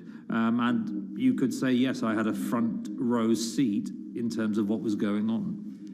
When Carlos Ghosn saved Nissan years ago, he was depicted in Japanese comic books as this hero, and now maybe we'll see comic books where he's the villain. In corporate Japan, Nissan was quite an unusual company. It was led for 2 decades by a non-Japanese executive. Well, Carlos Ghosn was a hero in the Japanese business world. If you had a global business celebrity in Japan and worldwide, it was definitely Carlos Ghosn. In a country with few foreigners at the top, he stood out. But over the years, he saved Nissan from bankruptcy, allied with Renault and Mitsubishi, and turned the alliance into one of the most competitive in the world. Yet as the years went on, I think his ambitions changed a little bit. He started thinking about legacy plays, and one of them was to really tighten the alliance between Renault and Japan. And unbeknownst to him, there was a contingent of senior Nissan executives that were really felt threatened by that move. They really thought that they would lose complete control of the car company, and even in the government, there was probably a little bit of anxiety about a national champion in the auto industry falling under full-blown foreign control. Carlos Ghosn was an auto industry leader, respected by many in Japan. Now he's in jail. The arrest of Carlos Ghosn came completely out of the blue. This was in November of 2018. He was coming to Japan on Nissan's corporate jet for a regular executive meeting, and he was met on the tarmac by Japanese authorities who whisked him away to a jail and charged him with financial misconduct crimes. So what happened was that a power struggle ensued inside the company, and somewhere along the way, it was criminalized. By that I mean that there were allegations leveled at Carlos Ghosn about the way he reported his pay to Japanese authorities, the way he handled money inside the company, that in other contexts might have been a board action, might have been handled internally. A number of executives at Nissan decided to take this difference and take it over to the Tokyo prosecutor's office, and that unleashed a chain of events that would shake the entire auto industry.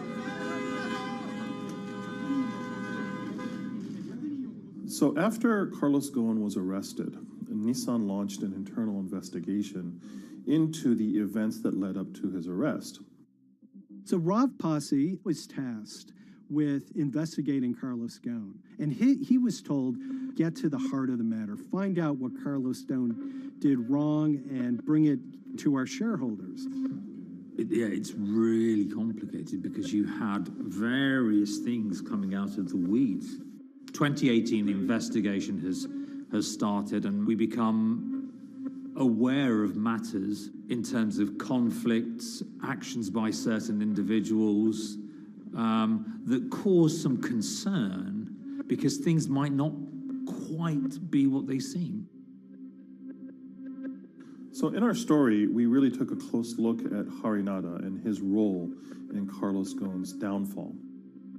Harinada is one of the most fascinating figures inside Nissan. He's also a lawyer. He's originally Malaysian. Hello, Mr. Hari. And he had a meteoric rise through the company and became very, very close to Carlos Ghosn and other top figures. He had a front row seat at all the major strategic deliberations at the company. And when he discovered that Carlos Ghosn, as his final legacy play, was going to tighten the relationship between Renault and Nissan, he made a decision to go against Carlos Ghosn. And he became one of the key figures that decided that Carlos Ghosn had to go.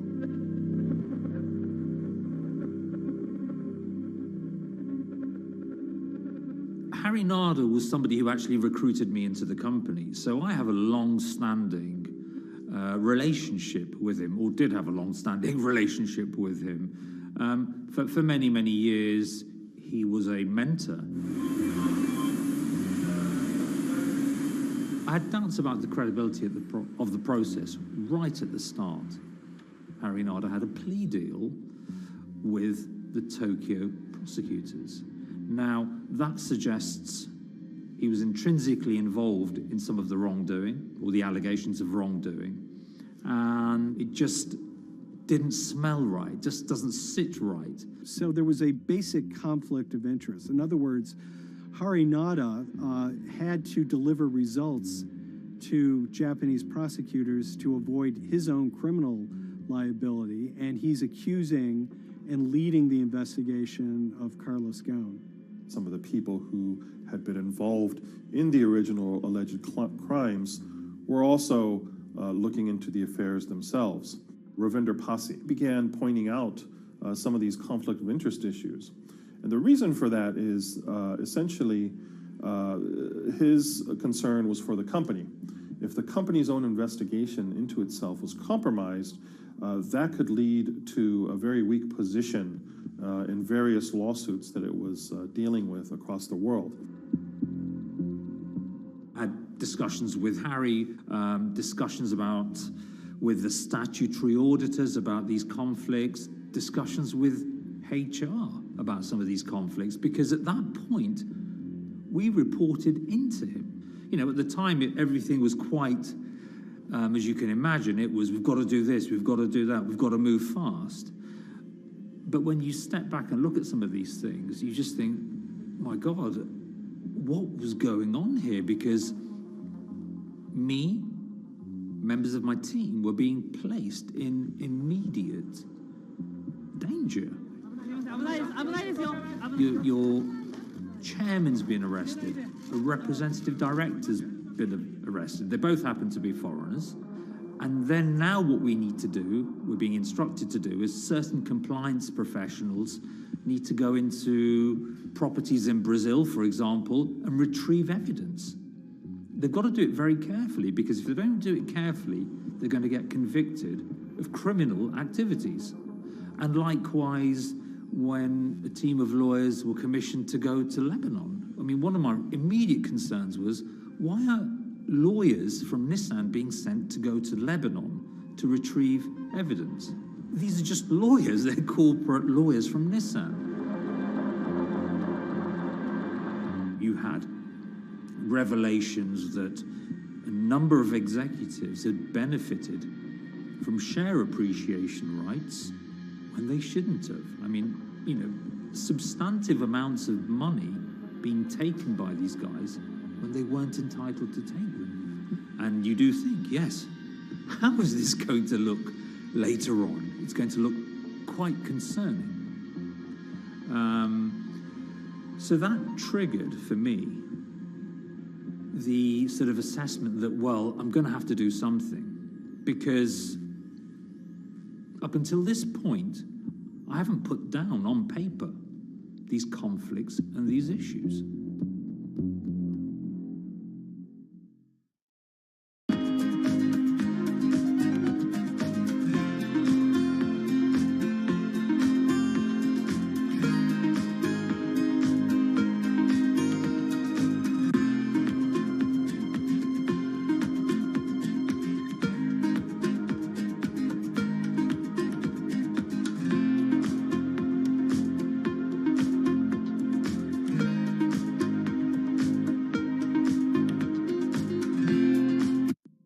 So Rav Pasi makes a fateful move. He writes this letter to the board listing every suspicion he has in great detail, backed up by evidence, backed up by memos of why this internal investigation had serious problems.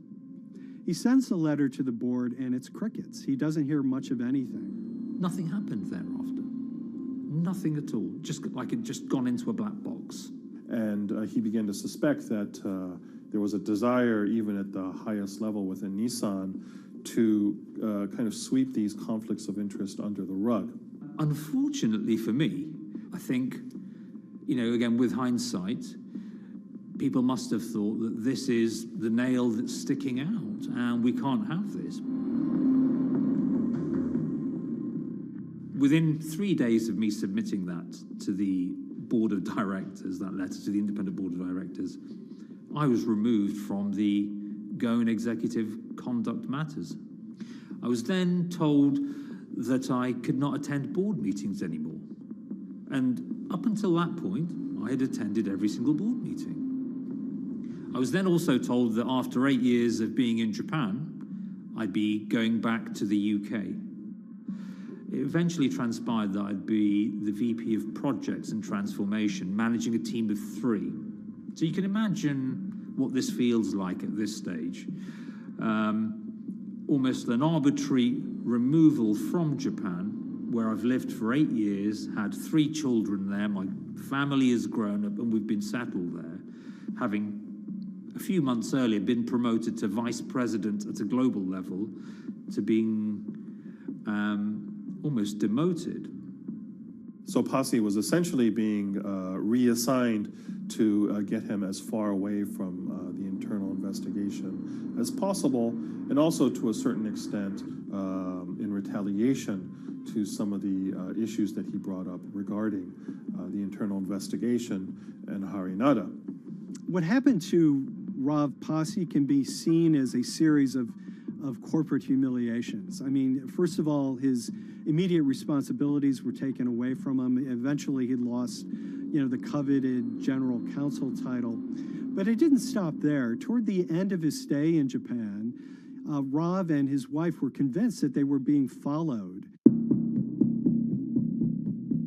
During that period, I'd noticed that whilst driving my car, I'd have other cars following me. First time I noticed this was around mid-March, and I was driving, I can't remember where I was going, but this grey van, small van, just literally started following me. And I noticed that there was somebody in the car taking pictures. And lo and behold, we were absolutely being followed either by people on foot or other individuals, 2 or 3, normally 2 burly men in a car, different cars at different times, following us around. They were following the family as well. And, given I'd seen the Nissan security department behave in a very, very egregious manner with others in terms of following and surveilling, I was very concerned as to what they were doing and who they were giving this information to. Because if they're giving this information to the authorities, you do think, why? What's going on here? I mean, this is just not normal behavior. And this all culminated in a rather dramatic event in the middle of 2020. Who are you people? Where Nissan had hired a legal team and had obtained an unusual court order from the district court in Yokohama to basically do a search of his home and seizure of his corporate laptop and phone and other documents. If you don't let us in now, we have to break this key. So it's a pretty extreme way to treat someone who'd spent 16 years at the company. These people have all come in. We don't really know who they are, apart from the fact that I've been shown a badge that says the Yokohama court. And they're here to recover a laptop and a mobile phone. It was even more weird because I'd highlighted to the directors that certain Nissan executives were trying to recover this laptop and this phone whilst I was still in Japan. And I was very concerned because it had evidence on there that related to misconduct matters and other forms of inappropriate conduct. It was just another form of intimidation, another form of harassment, forcing me almost to leave the company and the country. Because once they'd retained and obtained these items, we were still followed, which, again, I just couldn't understand. What is the point of doing that? You know, this is a car company. This is not the KGB.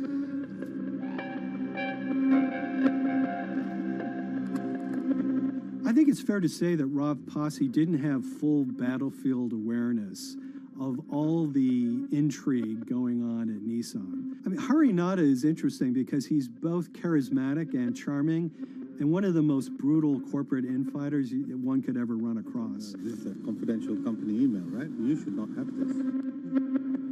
If he had fallen into line, he would probably still have his job at Nissan, be paid very well, and continued his work. A career that he spent 16 years building at Nissan is irretrievably broken. It's been smashed to smithereens. He and his family paid a huge price, certainly. But in terms of being able to sleep at night, I think, he's come out ahead. I highlighted issues to the highest levels of the company so that they could be dealt with appropriately by those in charge. There was no response to those, and there was retaliation against me. What's really profound, like absolutely profound, is that none of your colleagues, I mean people who you have known for years, forget it. Yeah. You're on your own. Yeah. And you got to be ready for that. You've got to be ready for that. If you take it on anyway.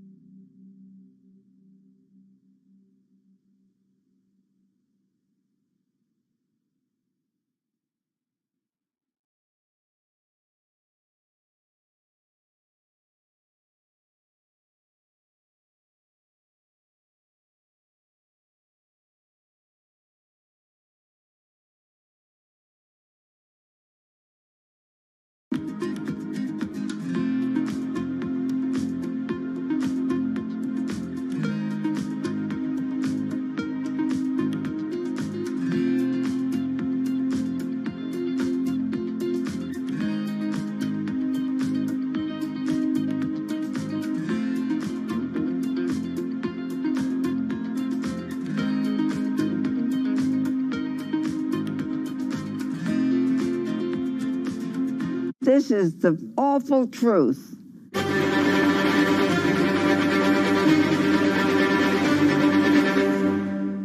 There's always someone in the family that's pushing it.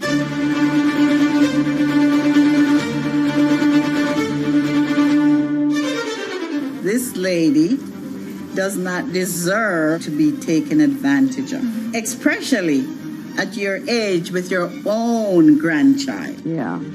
My grandma is having to sue them. I'm testifying against them. Nobody's talking. They're one floor below right now. I get afraid to go on the elevator. It's sad that it had to devolve to this. It's like a soap opera It's a to very me. sad thing. It's a family feud. A family feud. Here's a family that, on paper, you would think has the wealth that so many people seek, yet at the end of the day, it seemed to sort of rip everybody apart.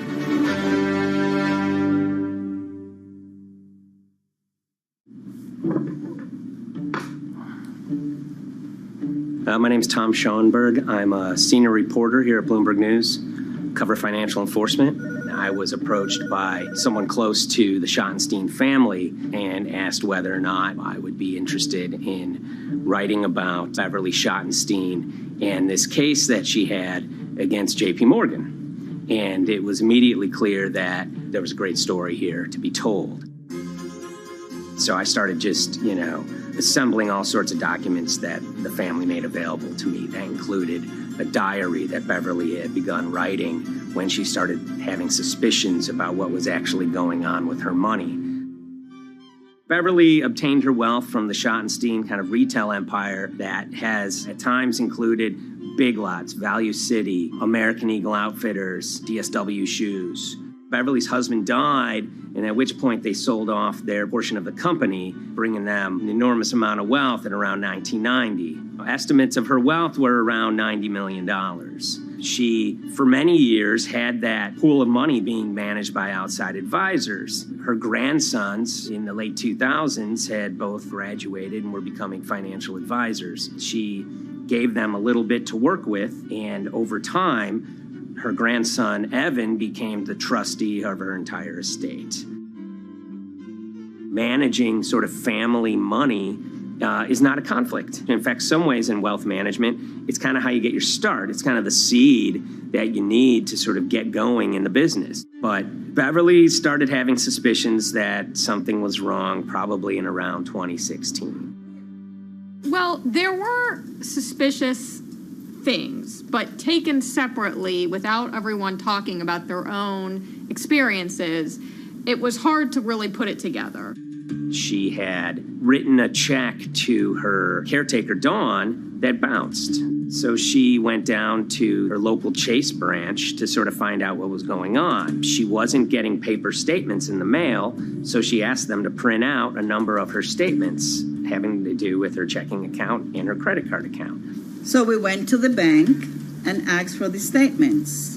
And she got a whole year and going through all of them, page by page by page. And it was there she saw all sorts of charges that she said she didn't authorize or didn't know about. I was becoming very, very suspicious. I was starting to look in the money part, and that's what bothered me more when I saw that money was going, and I was not a big spender. Around the same time, Dawn, she starts noticing Beverly's son, who lived in the condominium below her, came up with Evan with a shredder and started grabbing papers in her office area, including some with JP Morgan letterhead, and just started sitting at the kitchen table just shredding documents over and over. Yeah, they came in one morning. They used to do it in the back. Through the back door, and they brought the shredder inside. And then they went in the drawers in the office and took out all the papers, and they started doing it. I was very suspicious because I know you don't go around and destroying papers. Beverly said that they had done this many times before. That's when she said to me, Dawn, I'm going to write my feelings in this black book. Diary. And it's a diary, and she started writing. Each day she would write a little at a time.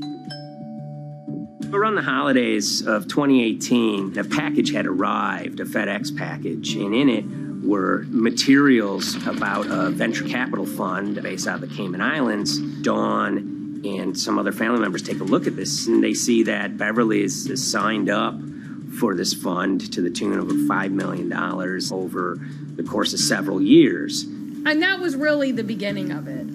That was sort of the tip of the iceberg when it became obvious that something was going on, that my grandmother really wasn't aware of this fund. Beverly started to panic. She got really upset and called, JP Morgan's headquarters in New York and asked for Jamie Dimon. She said she was told someone would call her back, but she says that never happened. She wrote a letter to Evan and Avi, and in there she laid out a number of things that were concerning her: unauthorized trading, the checking account.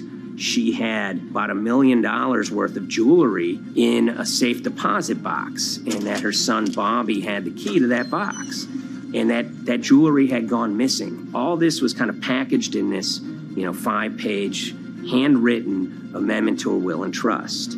There's such an evolving narrative about why the jewelry was taken. The only truth we really know is that the jewelry is gone. But why it happened, there have been a lot of different stories. You just don't take your mother's wonderful things and hand it out. And they emailed that note to JP Morgan to seize all activity on her account. And it ended up setting off a firestorm after that. As soon as they got this email that there was a cease and desist and that she wanted to send her money and change brokerage firms, they were actually vacationing one floor below downstairs. They're there right now. The next day, Beverly's in her place. The granddaughter's still in her place visiting. Dawn is there, and up comes Bobby kind of barging through the door. And he's screaming about what was sent to the JP Morgan. They're now investigating now. And he's furious, takes his mother and sort of puts her into a chair, gets pen and paper, and she says physically forced her to write a retraction letter. They were pushing me around. It was a scary time. I was really afraid too. I had to take her to the doctor, and she did an x-ray because she was in so much pain. The locks had to be changed. The phone number had to be changed. I really thought we were going to have to hire guards to be outside just for protection. Oh, it was terrible. Horrible scene. Beverly brought her case before the Financial Industry Regulatory Authorities, usually known as FINRA. It took several months of hearings. She sees all sorts of transactions that's going on, hundreds of them that she claims that she never knew about, never authorized, but yet were logged in JP Morgan's files as having been direct requests from her. That included the sale of a large amount of Apple stock worth several $1 million, as well as all her stock in Big Lots. Over the course of their time with JP Morgan, Evan and Avi were making all sorts of trading on her account that was generating millions of dollars in commissions for themselves and the bank, yet she was not sort of getting any of the type of gains that you would expect sort of an $80 million account in a bullish market to be able to get. They issued a ruling entirely in her favor, finding that her grandsons, as well as JP Morgan, they were liable for violating their fiduciary duty, misrepresenting themselves, and they also found that the bank and her grandson, Evan, were liable for elder abuse. Evan and Avi, they were fired from JP Morgan. They issued an award of about $19 million. I reached out for comment, and JP Morgan emphasized that Evan and Avi were no longer with the firm and that their actions do not represent the sort of values of the bank. I reached out to Evan and Avi, heard back from their lawyer saying that, they disagree with the law and the facts that FINRA kind of used to decide the case against them and are seeing if they can have it withdrawn. Her son, Bobby, wrote her a letter, said his sons weren't criminals, and he also admits to taking her jewelry. And he says he needed it to pay off some bad business debts he had. They never once came up to say, I'm sorry. If there had been an apology and some acceptance, and asking for forgiveness from my grandmother, I don't think we'd be in the position that we are now. Since the piece came out, we've received dozens of messages from people, many of whom are telling their own sort of personal tales of, kind of financial advisors gone bad, or family members who got control of an estate and abused, those within. Seems that it's really resonated with a lot of people. I keep, hearing a lot of feedback about Beverly and how, a lot of people feel she did the right thing. You're never too old to stand up for yourself and try to right an injustice. She was adamant that she wanted to stand up for herself, but at the end of the day, they did wrong. It's a painful life lesson. You know, Beverly taught them that you don't mess with grandma.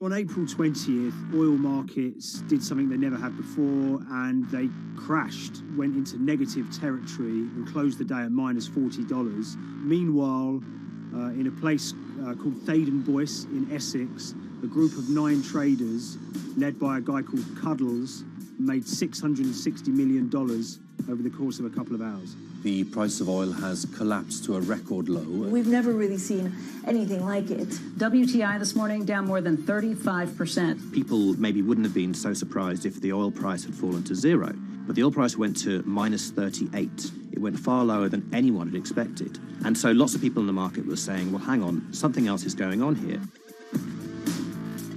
A couple of months later, I started to get wind through a kind of network of sources that a tiny firm in the outskirts of London had made a huge amount of money that day and potentially had some part to play in what happened. The information we got was that 9 traders at Vega Capital London had made in the region of $660 million in one day. As a group, I think they made as much money in one day as Apple makes from its international sales in one day. I mean, it's an insane sum of money. Did they pull off a fantastic trade? Did they predict the way the market was moving and get it absolutely right? Or was there something else going on, and had they actually done something that breached market rules in a bid to sort of push the market? And that investigation is ongoing.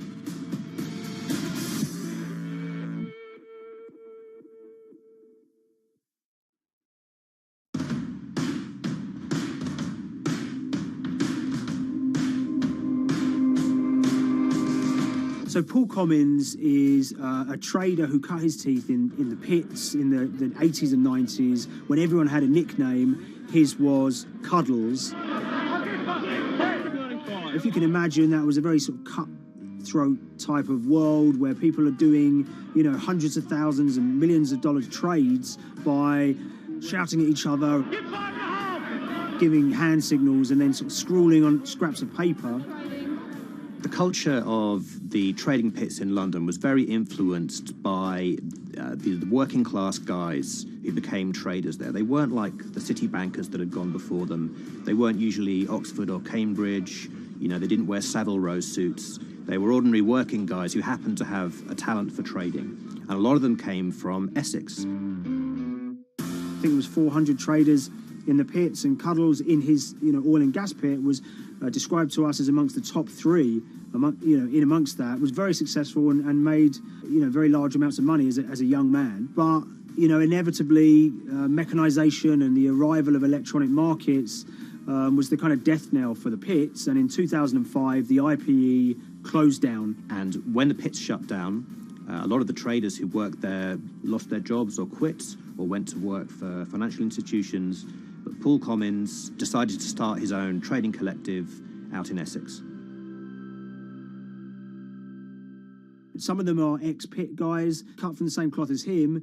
Lots of them are actually sort of in their 20s, and they're his, you know, drinking buddy's son, or they're his own kids' friends from football. You know, they're young lads, hungry and ambitious, and he brings them into the fold. And fairly shortly, he's got, you know, maybe a dozen or so traders that they're independent, let's be clear, but they're all part of this collective.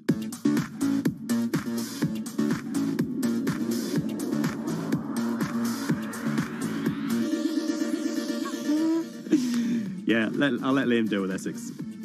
I am from Essex, so I feel like I'm free to, to get into this. Sweet, as they say. If you were to ask someone in Britain how they would imagine a kind of Essex person, they would see someone who's maybe slightly flamboyant, with a sort of Cockney accent, a sort of Guy Ritchie-style accent. Not afraid to splash the cash, but it's probably pretty bright and has done well for themselves. Don't even make sense, does it? But, these guys, they drove around very nice Rolls Royces and Bentleys. They went to places like Marbella on holiday.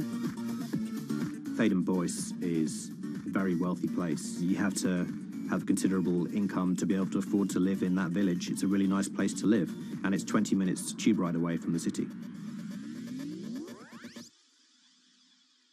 Earlier in the summer, we have this lead, which is that there's this tiny firm called Vega Capital London, and they were the biggest winners from the biggest oil crash in history.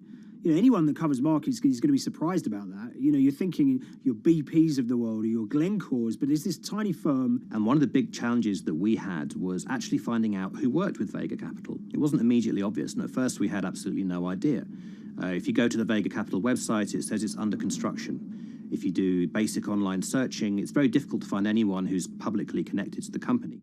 So inevitably, we're incredibly curious at this point. Like, who the hell are these people? The more reporting we did, the more it became clear that this group were connected socially as well as professionally. They went to weddings together, they played golf together, they would go on holiday together. We found out that a number of them were members of the West Ham Supporters Club in London. A few of them started companies together, so you could see all the connections between them and start to see a distinct group emerging. And it really just was this kind of shock that, this wasn't just like a hedge fund or a firm you'd never heard of. This was actually a group of buddies who all had the same experience on this day and had all made a huge amount of money. So if you're an oil trader, there's a number of different ways you can trade, and probably the most popular is WTI futures contracts. And it's basically a contract that says, I'm going to buy 1,000 barrels of oil from you at this point in the future, or I'm going to sell 1,000 barrels of oil to you at this point in the future. It's actually just a financial contract to gamble on to predict whether oil is going to go up or down. On the 20th of April in Essex, there have been signals for a while that this was going to be an exceptional day in oil markets. And we know that some of them arose early and started their trading in the early hours of the morning while it was still dark outside. Essentially what they were doing is buying contracts that gave them an obligation to buy oil at whatever the price ended up at 2:30 p.m. So they're basically placing a bet that oil's going to fall throughout the day. But they're simultaneously selling lots of oil as well. And that whether they make a profit and how much profit they make is the difference between what they buy the oil for and what they sell the oil for. Now, of course, we now know throughout April 20th, the price dropped and dropped. So this is going very well for them. They are committed to selling oil at these prices, and the prices are continuing to fall, which means they're going to be able to offset it and buy oil at cheaper at the end of the day. Now, once it gets to kind of 1:30, 2 p.m., that's when things start to get really interesting. Suddenly there's a kind of influx of buyers and sellers, as desperation increases in the market and trading volumes go up. Now at 2:08 p.m. exactly, something bizarre and unprecedented happened, which is that oil passes into negative territory. And it fell to a record level of minus $38. We've never seen anything like it, period, in terms of the contraction of the global economy. That huge gulf between what they were buying the oil for and what they were selling it for enabled them to make more money than they ever thought possible. So their profit was the difference between minus 37 and all of these positive numbers on every contract they sold. The price of crude briefly hit minus $37 a barrel. For one group of traders operating from a small office, it was a very, very profitable day. It's important to remember this had never happened before in the history of oil trading. No one could have predicted it. I can't think of another example of where you enter a trade and you get paid on both sides. You get paid both to sell and to buy. It's unthinkable. One thing we know about the Cuddles Trading Arcade is that they were very comfortable taking large risks. And, you have to be clear, this was a large risk. Yeah, we spoke to oil traders, both people that know these guys and people that don't, and they all say that this is, incredibly risky. And that's actually what stops a lot of oil traders doing trading like this. They simply aren't willing to stomach the risk. But Cuddles and his friends were.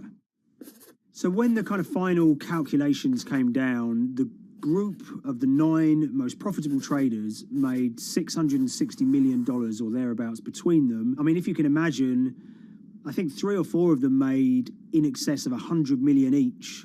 One of the astonishing things about this trade is that 2 of the individuals who made more than $100 million in a single day were in their 20s. One of them was 22 years old. Only a few years earlier, he'd been posting on his social media about doing teenage stuff with his mates in town and going to see girls and rap music. And here he is a few years later making $100 million in a single day's trading. When me and Liam discovered that, we couldn't believe it. We couldn't believe what we were seeing.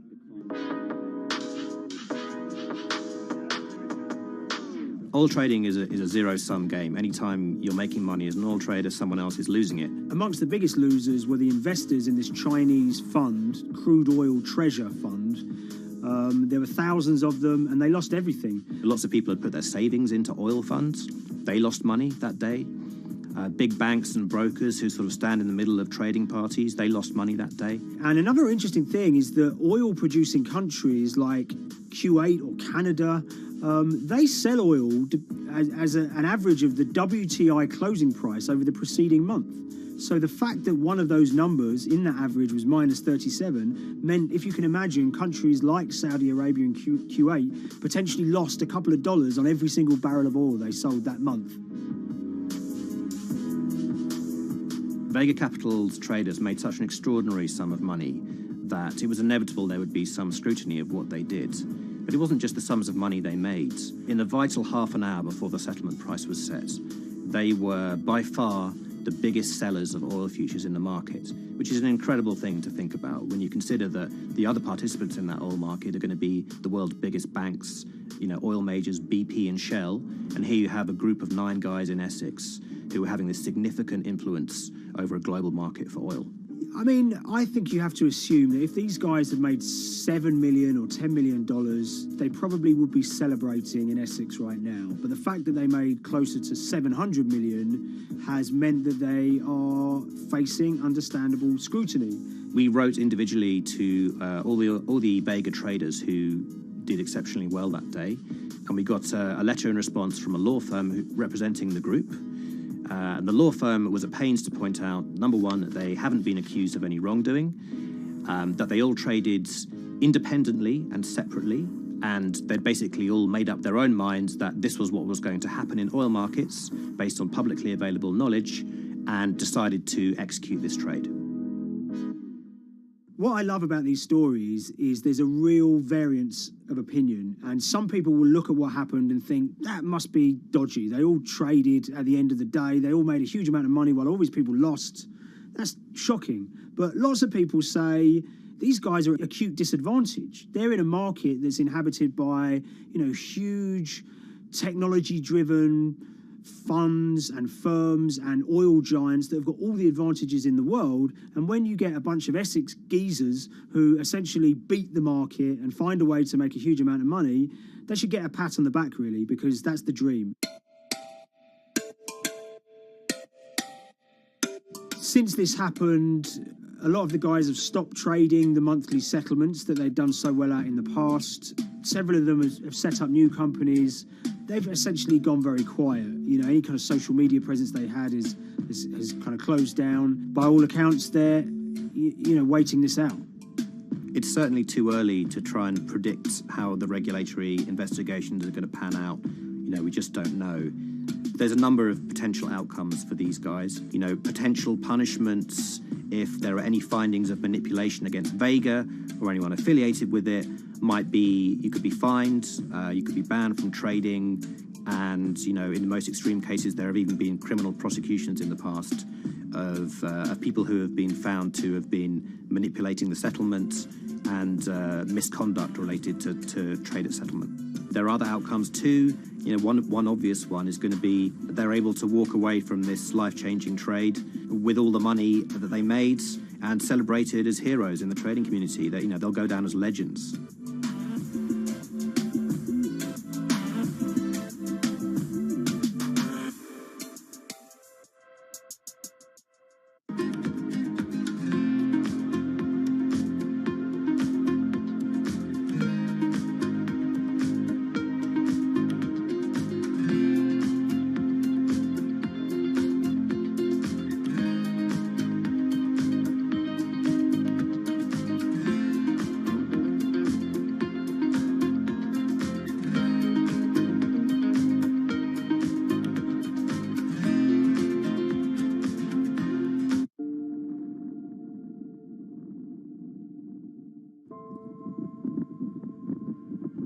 It's very important, given the nature of the climate crisis right now, for the general public to have an understanding of what progress is or is not actually happening. And I think many readers right now, they'll see these hundreds and hundreds of companies making these big, bold climate claims.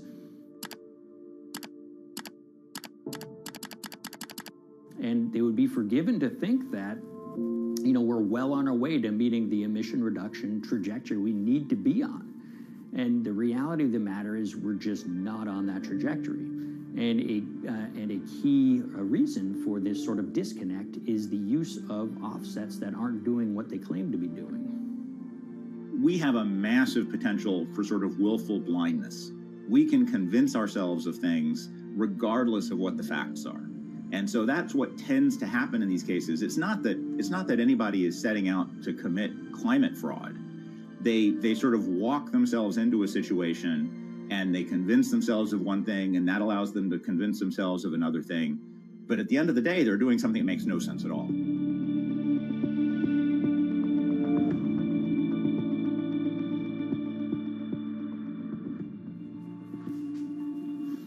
My name is Ben Elgin. I wrote the story about how the billion-dollar market for carbon offsets is setting back the fight against climate change. So one of the challenges in reporting on carbon offsets and trying to figure out what's going on is really finding good experts who have been steeped in this marketplace and are willing to candidly talk about it. One of the best people for this is a fellow named Mark Trexler, and I've been talking to him for more than a decade. My name is Mark Trexler. I've worked in climate change for the last 30 years. I was actually hired by the World Resources Institute in Washington to work on the first carbon offset project in 1988. In terms of defining a carbon offset, one of the beauties, so to speak, of greenhouse gases, sort of the silver lining of greenhouse gases, when you put up a molecule of CO2 into the atmosphere, it can be anywhere in the planet in 7 days. And therefore, if there's an option to reduce emissions on the other side of the planet, and you can do that very cheaply as compared to doing it in your factory, for example, then why not pay that person, that factory on the other side of the planet to reduce their emissions? Then you are, in a sense, offsetting your emissions, and the atmosphere doesn't really see your emissions anymore. So carbon offsets have been around for quite some time, and they were actually key with these international climate agreements, such as the Kyoto Protocol, which mandated the wealthiest countries reduce their greenhouse gas emissions. The treaty was signed on the 11th of December, 1997. Decided. The business community in general saw carbon offsets as a huge opportunity to comply with whatever policies and measures might be coming down the pike on climate change much more cost effectively. We've seen a huge surge in companies making big proclamations about how they're going carbon neutral or zeroing out all of their carbon emissions.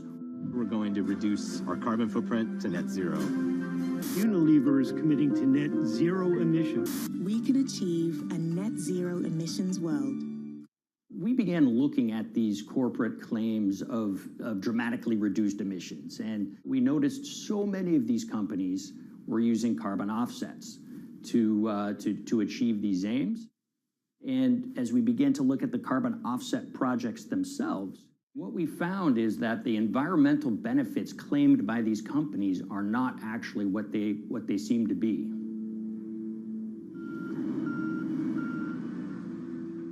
And as we sort of saw and spotted a number of these very aggressive carbon offset projects, which appeared to be generating inflated credits or bogus credits, we saw a number of them were associated with the Nature Conservancy. This surprised us. The Nature Conservancy is the world's biggest environmental group.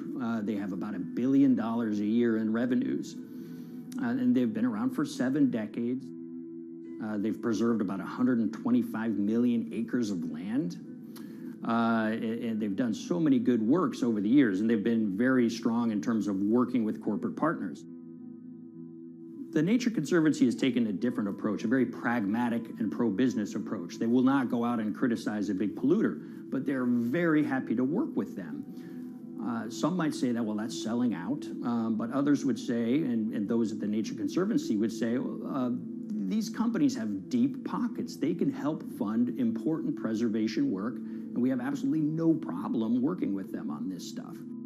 So companies are very warm, and they've partnered with the Nature Conservancy for many years. And yeah, it definitely lends a sheen of credibility to these projects.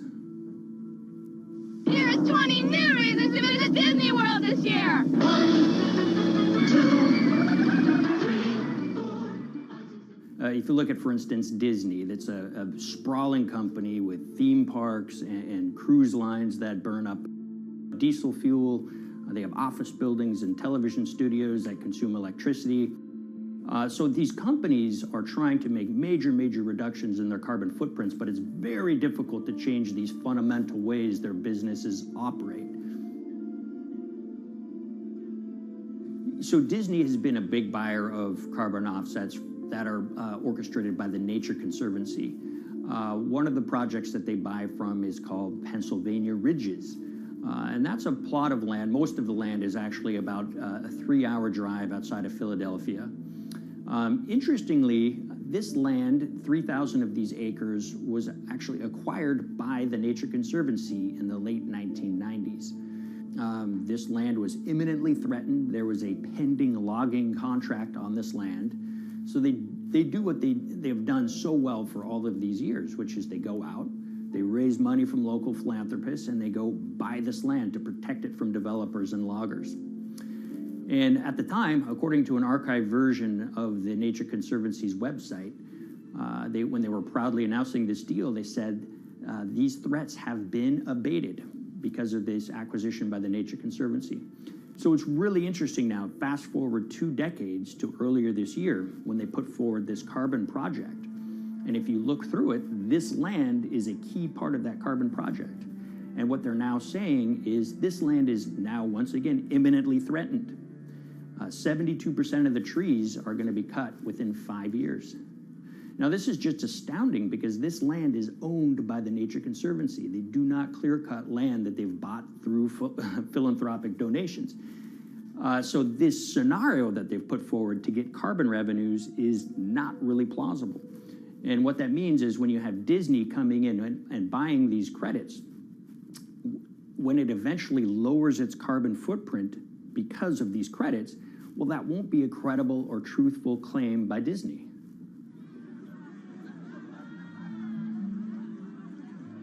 So this is an organization that truly understands the threat of the issue of climate change and is wanting to do its part to address this. However, in this situation, it just appears their drive, which they've had for decades, to increase the amount of revenues that it can use for land preservation work. Nature Conservancy and many others see that the carbon credits as a pot of money that they can tap into to further their own benevolent aims. But unfortunately, what this has resulted in is claims of climate progress that just aren't really happening. So the Nature Conservancy defends vigorously these deals, and they and others will say, look, our projects are just following the rules that these registries set up. So some would also put some of the blame on the registries themselves because they're setting up the rules which allow these vapid projects to get up and sold. So we've reached out to all of the companies we mentioned in this story, including Disney. They didn't want to be interviewed for this story, but they all told us that, look, we have to rely on the experts out there, and those experts, they say, are these carbon registries that have been set up. Most of these Nature Conservancy deals are set up and sold on this exchange. It's called the American Carbon Registry. Now, it's the oldest of these registries that allow voluntary carbon credits to be sold. They've been around since 1996. What these offset registries do is they set up rules, and any carbon offset project has to follow those rules. But there's this tension that's always there. If the rules are too strict, then it's going to be very hard for carbon offset projects to get up and running.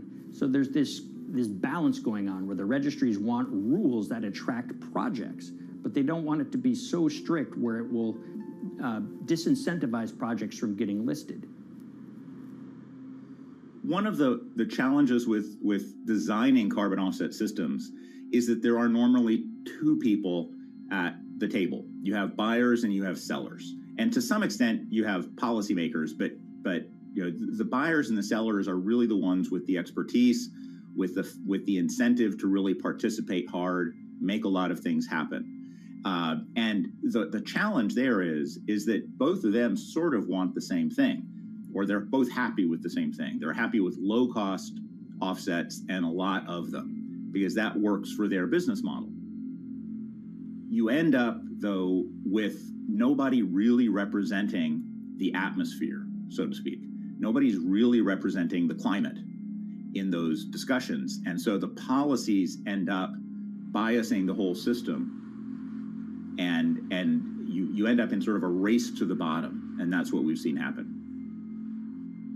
You know, when it comes specifically to the topic of carbon offsets, you know, I am a fan of carbon offsets in the sense that they can help mitigate climate change. They absolutely can. But, you know, if we're not going to do it correctly in a way that actually does help mitigate climate change, then it's nothing but a distraction. And, you know, after 30 years, you have to start wondering, is it really just a distraction? And that's really unfortunate, but that's where we are.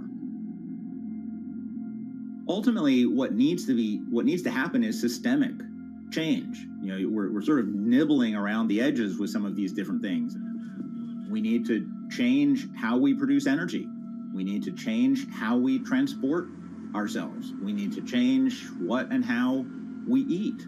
You know, we need systemic change associated with transitioning to a low carbon economy. A lot of what we're doing today is not promoting systemic change. It's sort of trying to stick your thumb in the dike to preserve the current system. And at the end of the day, that can't really work.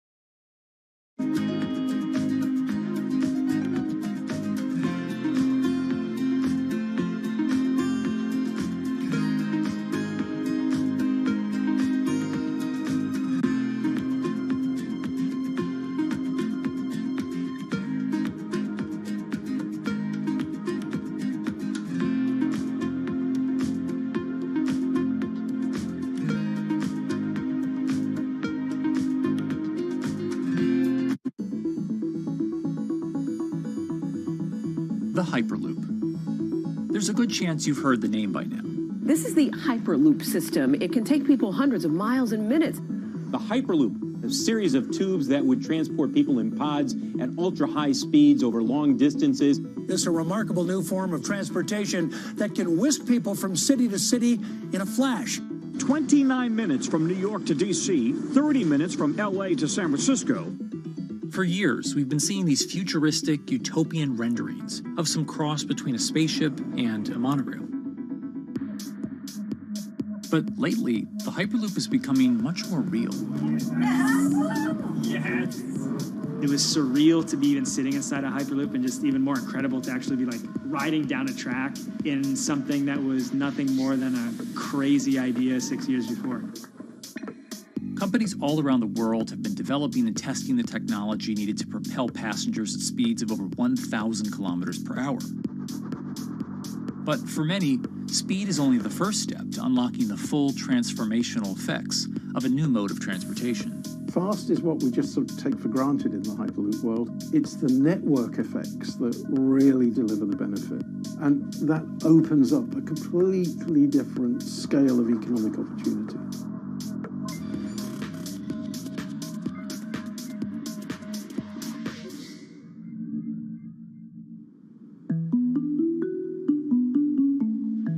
We've got planes, trains, automobiles, and boats for getting around Earth. But what if there was a fifth mode? And I have a name for it, which is called the Hyperloop. The Hyperloop? Hyperloop, yeah. In 2013, while riding high on the growing success of Tesla and SpaceX, entrepreneur Elon Musk released a white paper outlining the basic framework of the technology he called Hyperloop. The basic idea goes a little something like this. A tube reduces the air pressure to a near vacuum-like environment. A Hyperloop pod is then suspended in the tube, usually by magnetic levitation. The whole pod can then be propelled forward. Because there's no traditional friction sources like air resistance or rolling friction that would push back against the pod, the Hyperloop is able to move at incredibly high speeds and do so fairly efficiently. Despite its futuristic name, however, the general concept behind Hyperloop is actually pretty old. In fact, New York City's first attempt at an underground public transit system in the 1870s was based on a similar principle. The pneumatic transit system was short-lived, however, only stretching one block and topping out at a rather leisurely 10 miles per hour. While Elon would make some 21st century improvements to this concept and bestow a very 21st century name, he wouldn't end up pursuing the technology itself, instead electing to focus his efforts on something a little bit deeper, literally digging the requisite tunnels via his boring company. It would take another billionaire industrialist who dabbles in spaceflight. No, wait, not that one.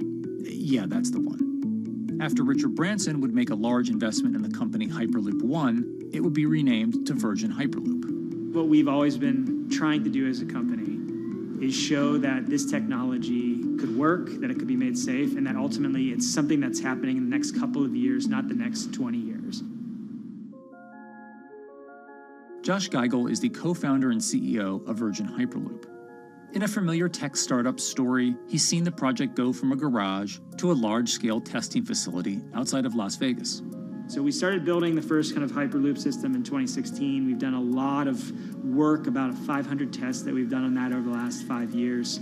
And what we realized that we need to do is take that technology, show that it can be commercial, so drive the cost down, improve the efficiency, improve the performance. But the key thing is actually making it approachable and safe for individuals.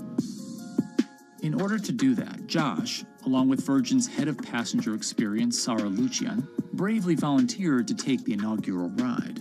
What her and I were realizing is we're the first two people sitting in a Hyperloop. The only type of people that have gone through this environment are in spacesuits, and there we are in just normal clothes because of the system, the safety of what we've designed. 3, 2, 1, launch. And then once we started going, you felt a bit of acceleration. We accelerated a little bit harder than we would in commercial. It'd be like a sports car. Yes. We got to about 108 miles an hour on that test. And it's a short run. It's about 500 yards or so, and came to a stop. The test, lasting only about 20 seconds and covering only a quarter of a mile at just over 100 miles per hour, is a long way away from a true functioning Hyperloop. But as for optics, it's a crucial step for the future of funding. The number one question we got from investors or from project proponents or just people in general was is a Hyperloop safe? And what better way to show something is safe than by actually getting people on it? But convincing investors and governments that would likely be fronting some of the construction costs for an unproven technology is no easy task. First and foremost is the question of safety. Most people don't know how an airplane works, but yet they get on an airplane. They get on an airplane because, it's faster than driving, and most importantly, they've probably gotten off of one before, they've seen someone get off of one before. And so what we set out to do was actually show that Hyperloop could be safe with two normal people, not astronauts, not adrenaline junkies or test pilots or anything like that. Two normal people getting on a Hyperloop, and then most importantly, those two people getting off. But beyond safety concerns, constructing Hyperloops will undoubtedly require a significant capital investment to the estimated tune of around $60 million per kilometer of track.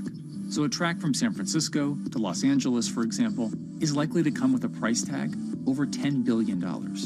And before large governments are willing to come in and front those costs, investors who are funding Hyperloop development must accept it as a long-term mixture of technology and infrastructure investing. Investors that are used to short returns because you're developing apps or something to that effect, those aren't the investors that really get excited about Hyperloop. What you start to see is the people that are looking at platform technologies, right? So this idea that because the smartphone existed, Uber could exist, right? So who are like the Vanderbilts of this century? And that's the part where you're going to get a lot more no's than yeses. But those people that have the ability, the fortitude to stick it out, to see the game-changing platform here, those are the people that we're looking for. And since we've done that passenger test, there has been a lot of interest that's really, this is a lot sooner than I thought.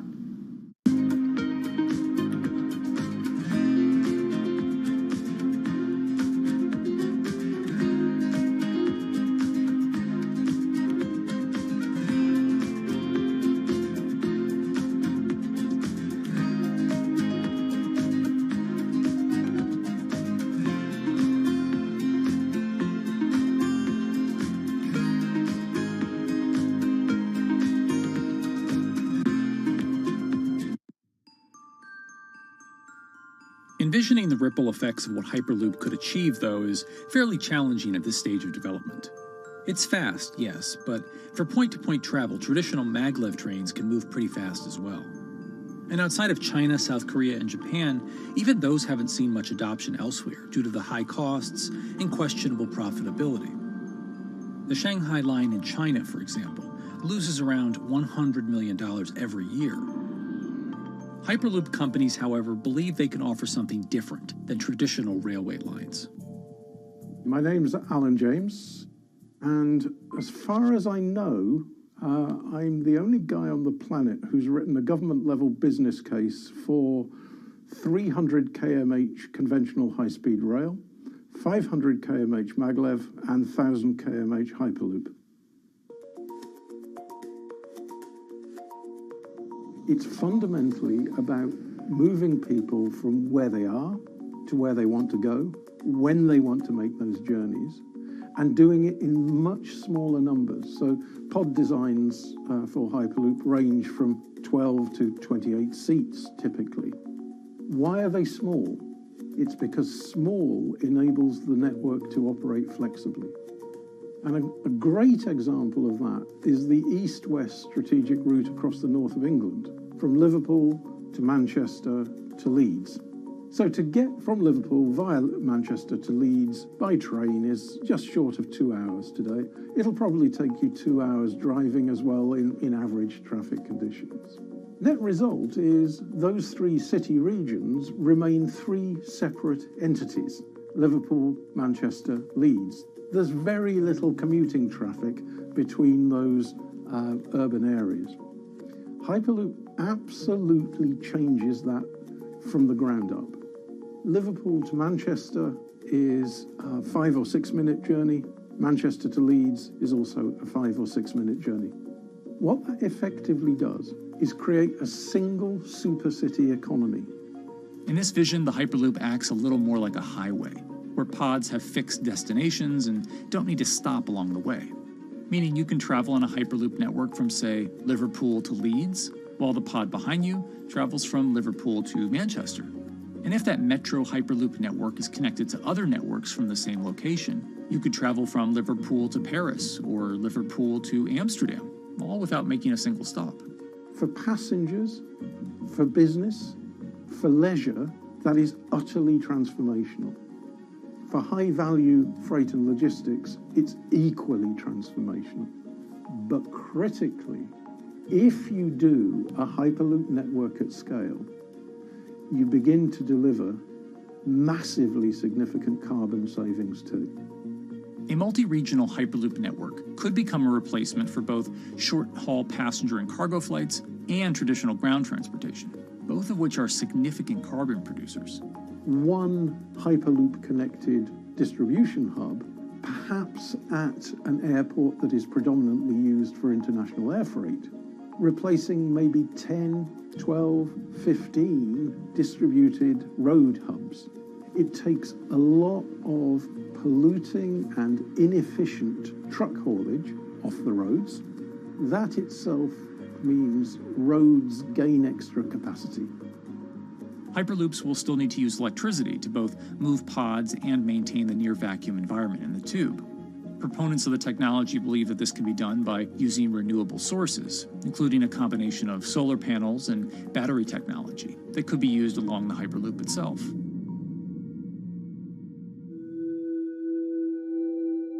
But even with all multipliers of time and carbon emission savings that a Hyperloop network may provide, the investment capital required to actually build such a network becomes even more economically and politically daunting. Committing doesn't mean spending billions on day one. Committing means, how do we phase it?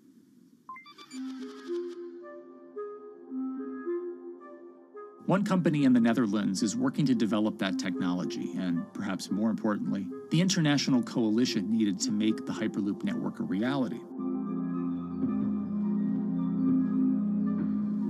So we are here in Europe's first full-scale Hyperloop test facility, where we can already prove every conceptual technology of the Hyperloop. This is Tim Houter, a co-founder and CEO of Hart Hyperloop, headquartered in the city of Delft. And while this testing tube might not seem as large as others, inside is a key technology to create the on- and off-ramp type infrastructure of a Hyperloop network. That is, a lane switch. That's something we can already test here. You can actually see it here, that the track is diverging from one track into two. That makes it possible to eventually split up the Hyperloop track in two sections. And in that sense, you can create a complete Hyperloop network. But in the end, will make it possible to travel, for example, over a whole continent. Take Europe, for example, with the same ease as you can now travel with a metro in a city. The nice thing about this magnetic levitation system that we've developed is that there's absolutely zero moving components in the track. So, for example, if you have to do a lane switch, all you do is that the tube basically splits up, and statically the tracks also split up. And whenever the vehicle enters a switch, it either pulls itself to the right with its magnets, or it pulls itself to the left with its magnets.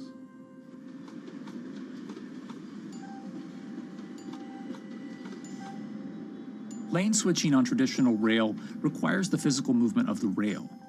Even modern magnetic levitation tracks use lane switching techniques in order to transfer trains from one track to another. And this is a very crucial element, because this is the thing that limits the capacity and, in the end, the usefulness of the rail network.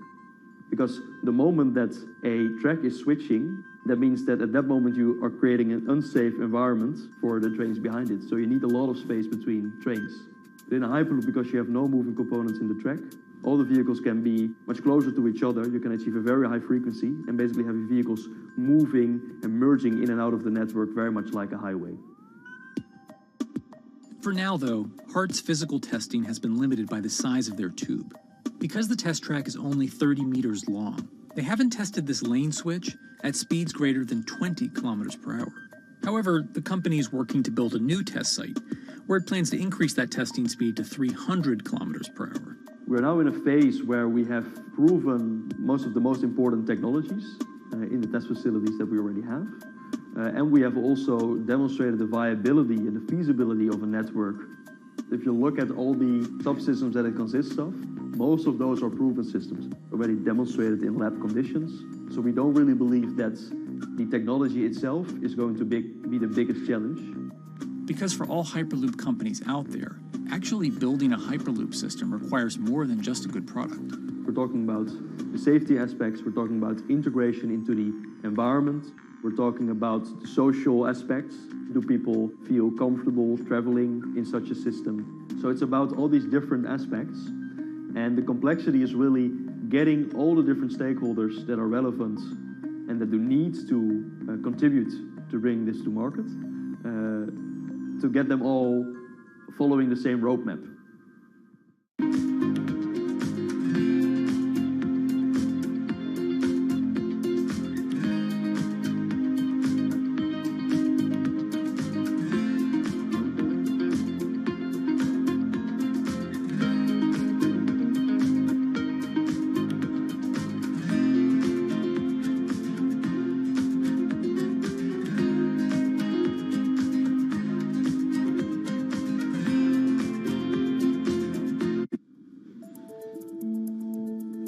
In order to help build this coalition of private and public interest in Hyperloop development, HART in 2018 partnered with other Hyperloop companies from Europe and Canada.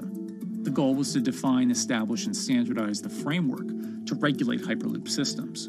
Right now we are working with all the Hyperloop developers together in setting up the first, let's say, structure for starting the standards drafting.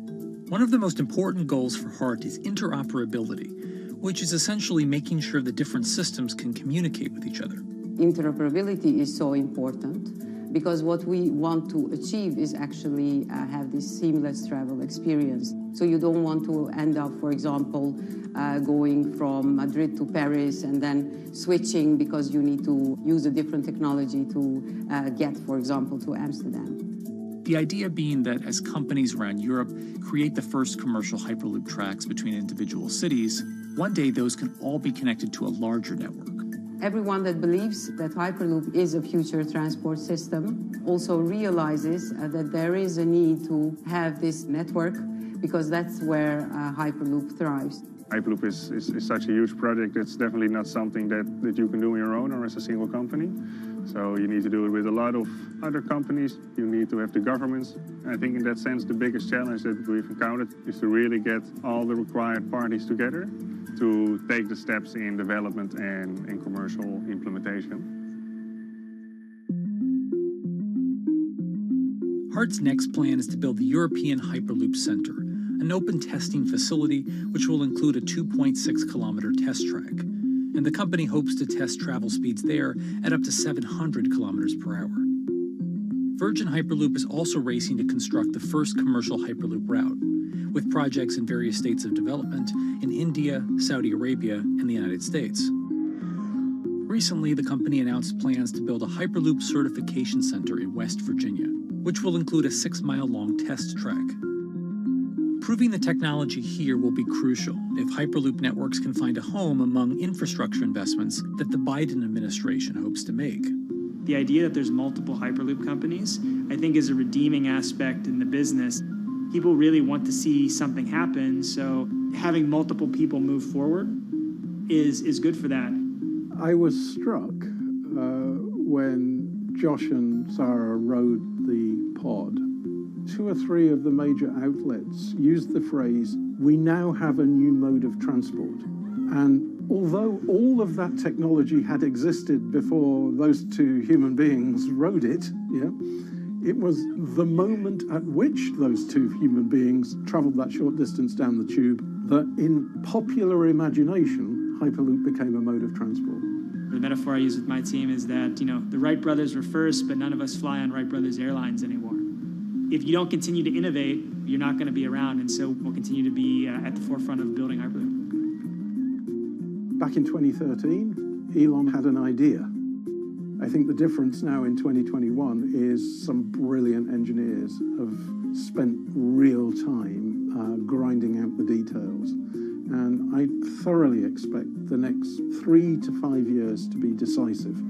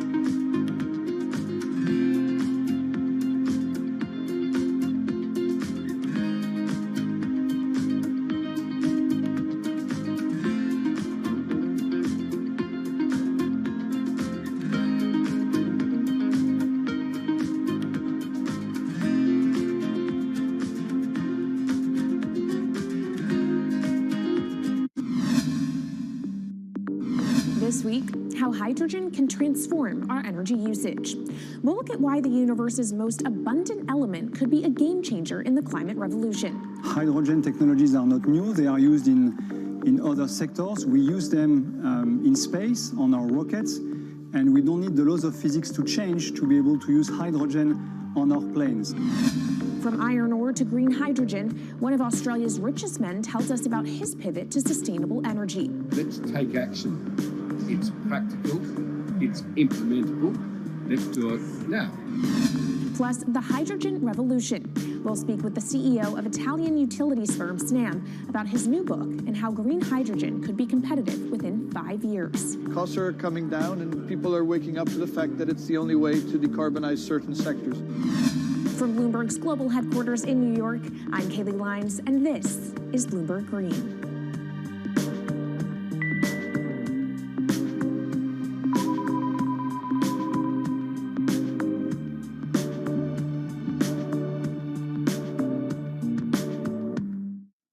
It's a new year, so here at Bloomberg Green, we're highlighting new solutions in the fight against climate change. And one of those is as old as the universe itself, hydrogen. It's the simplest element around, but could well be a game changer when it comes to turning around our dependence on fossil fuels. Today, hydrogen is used in the chemicals industry to produce petroleum products. It's also starting to be used in steel production, an industry under a lot of pressure to decarbonize. But it has far more uses as well, from powering cars to heating our homes. And Bloomberg New Energy Finance sees a seismic shift in the sector in the next 10 years as green hydrogen squeezes out dirtier alternatives. So-called gray hydrogen dominates today. But as renewable electricity gets cheaper and more accessible, so will green hydrogen. In this week's edition of Bloomberg Green, we'll explore what this push into hydrogen means for tackling climate change. We'll hear from Australian billionaire Twiggy Forrest about his pivot from iron ore to hydrogen, and we'll also speak with the CEO of Italian utility company Snam about his book, The Hydrogen Revolution. But first, what are we using hydrogen for? And why does it actually matter? Christine Lee Edwards explains. Hydrogen, the most plentiful element in the universe.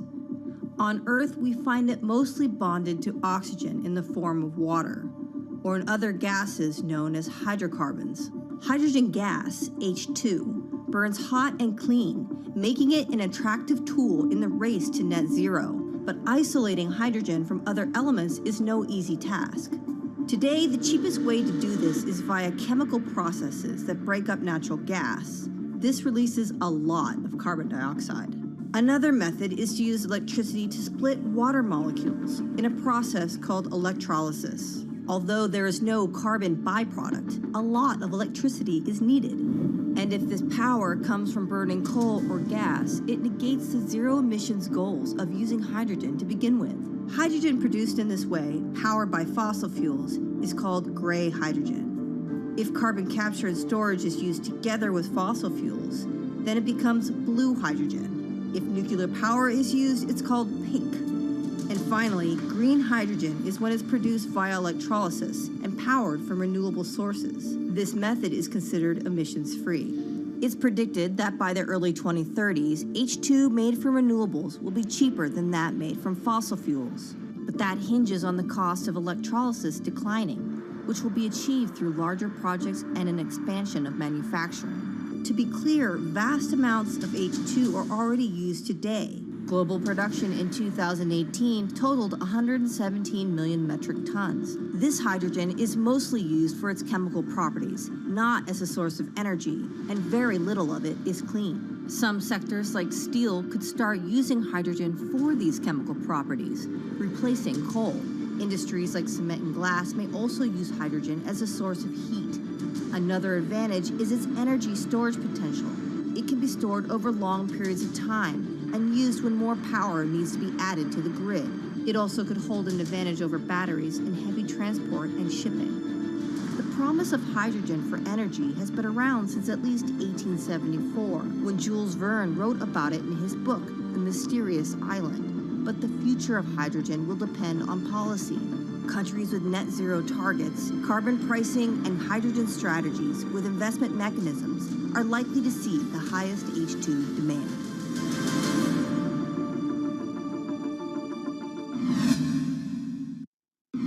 That was has Bloomberg's Christine Lee Edwards explaining what hydrogen means for the energy transition. But how are businesses approaching the sector? Well, one of Australia's richest men is making a big play into hydrogen. Andrew Forrest, better known as Twiggy, made his fortune from iron ore, being the chairman, former CEO, and major shareholder in Fortescue Metals, one of the world's biggest miners. But after having made over $10 billion in profit from the metal in the last fiscal year, Twiggy wants to transform Fortescue into a clean energy company. He's been scouring the planet in search of investment opportunities in hydrogen and renewables. The firm plans to allocate up to 10% of its annual profits for green energy investments and is exploring projects across the globe, from Indonesia to Argentina. Francine Lacqua caught up with Twiggy Forrest.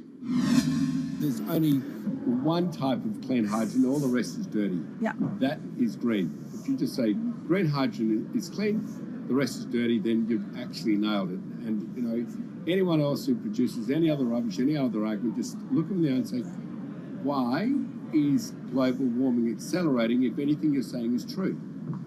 And then you'll know, actually, it's greenwashing.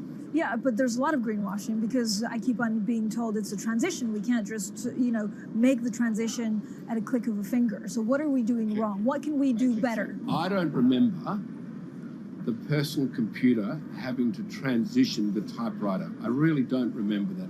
I don't remember the smartphone having to transition the pocket calculator and the old landline. You know, its transition line is complete rubbish. The lie got put to it 2 days ago when JCB, a really loved British company, every right for the country to be proud of JCB, and Fortescue, holding a bit of a similar reputation, fantastic track record, everyone's been super well from Fortescue, huge balance sheet, super strong. When those two companies got together and agreed a $7 to $9 billion US agreement per annum, right, then that's a real wake-up call to say, hang on, green hydrogen is obviously commercial now. You know, every other form of fossil fuel hydrogen, you know, it can compete with it on price, it can probably lose on price, but what we know, it is cooking the planet. And only green hydrogen, zero methane, zero carbon in the supply chain. Don't worry about the molecules in the supply chain. But at the moment, we're not even phasing out coal, if you look at the G20 communique. So we have a long way to go to talk about only using green hydrogen. Yeah, so look, I have a call, which I'd like to make now, that the world should not fund any more coal-fired power stations, coal mining projects, ever. We should wind them down as quickly as possible because they are cooking the planet just like grey and blue hydrogen is cooking the planet. Yeah. You know, hydrogen, which is not made from renewable electricity, is releasing 10 to 16 times more carbon, let alone the methane, which is worse, than it is hydrogen. So we've just got to stop doing things which are self-harming under the guise of greenwashing. So why are leaders so slow? Even if you look at the appetite for ESG investments, they're growing exponentially, so are emissions. So where are we allocating capital? Okay, so take the recent G20. There's probably a reason why there wasn't strong action coming out of the G20 because people were not aware that major transactions between large companies were taking place now on green hydrogen, that actually this pollution-free all the way to the supply chain fuel is now being transacted at multi-billion-dollar scale. If they'd known that, I don't believe any sovereign leader or any energy minister or climate change minister could not take ultra seriously that green hydrogen is now here to stay. It's broken through. History has been made. It will never go back. Okay, what is the one thing that you would tell leaders today and business leaders? How do we transition faster than what we are now because we're at real risk of missing our targets? Oh, so that's really simple. You stop funding, you stop Connection lost. You stop using money into fossil fuels. It could be carbon sequestration, it could be fuel rebates, it could be anything. Hundreds of billions of dollars getting ashed while we ash the planet on fossil fuel subsidies.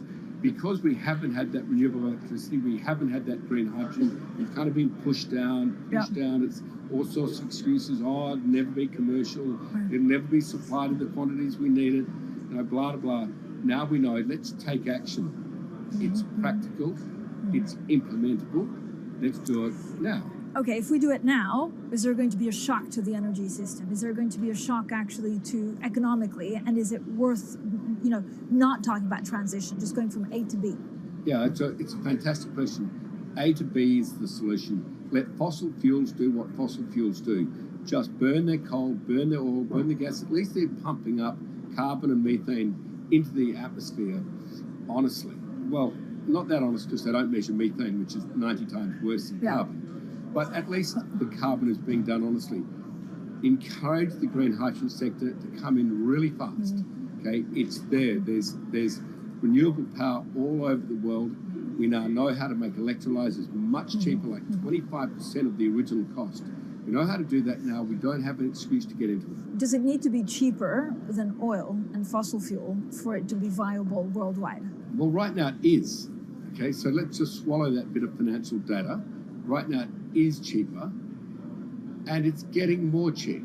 It's the only fuel you know Mr. which is declining in value. You don't have enough of it, right, to power the world?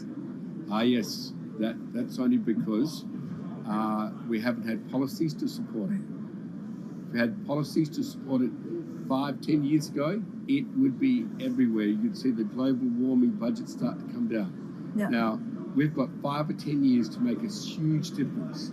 I need policy leaders all over the world to appreciate now, okay, big business is transacting with green hydrogen in multi-billion-dollar agreements. We now know it's here and it's here to stay. Let's spread it everywhere. Coming up on the program, the hydrogen revolution. We'll speak with the CEO of Italian utility firm Snam about his new book and why he thinks green hydrogen will be competitive in just 5 years. Plus, how are airlines working to become more sustainable? We'll look at how Airbus plans to step up in the climate fight. This is Bloomberg Green.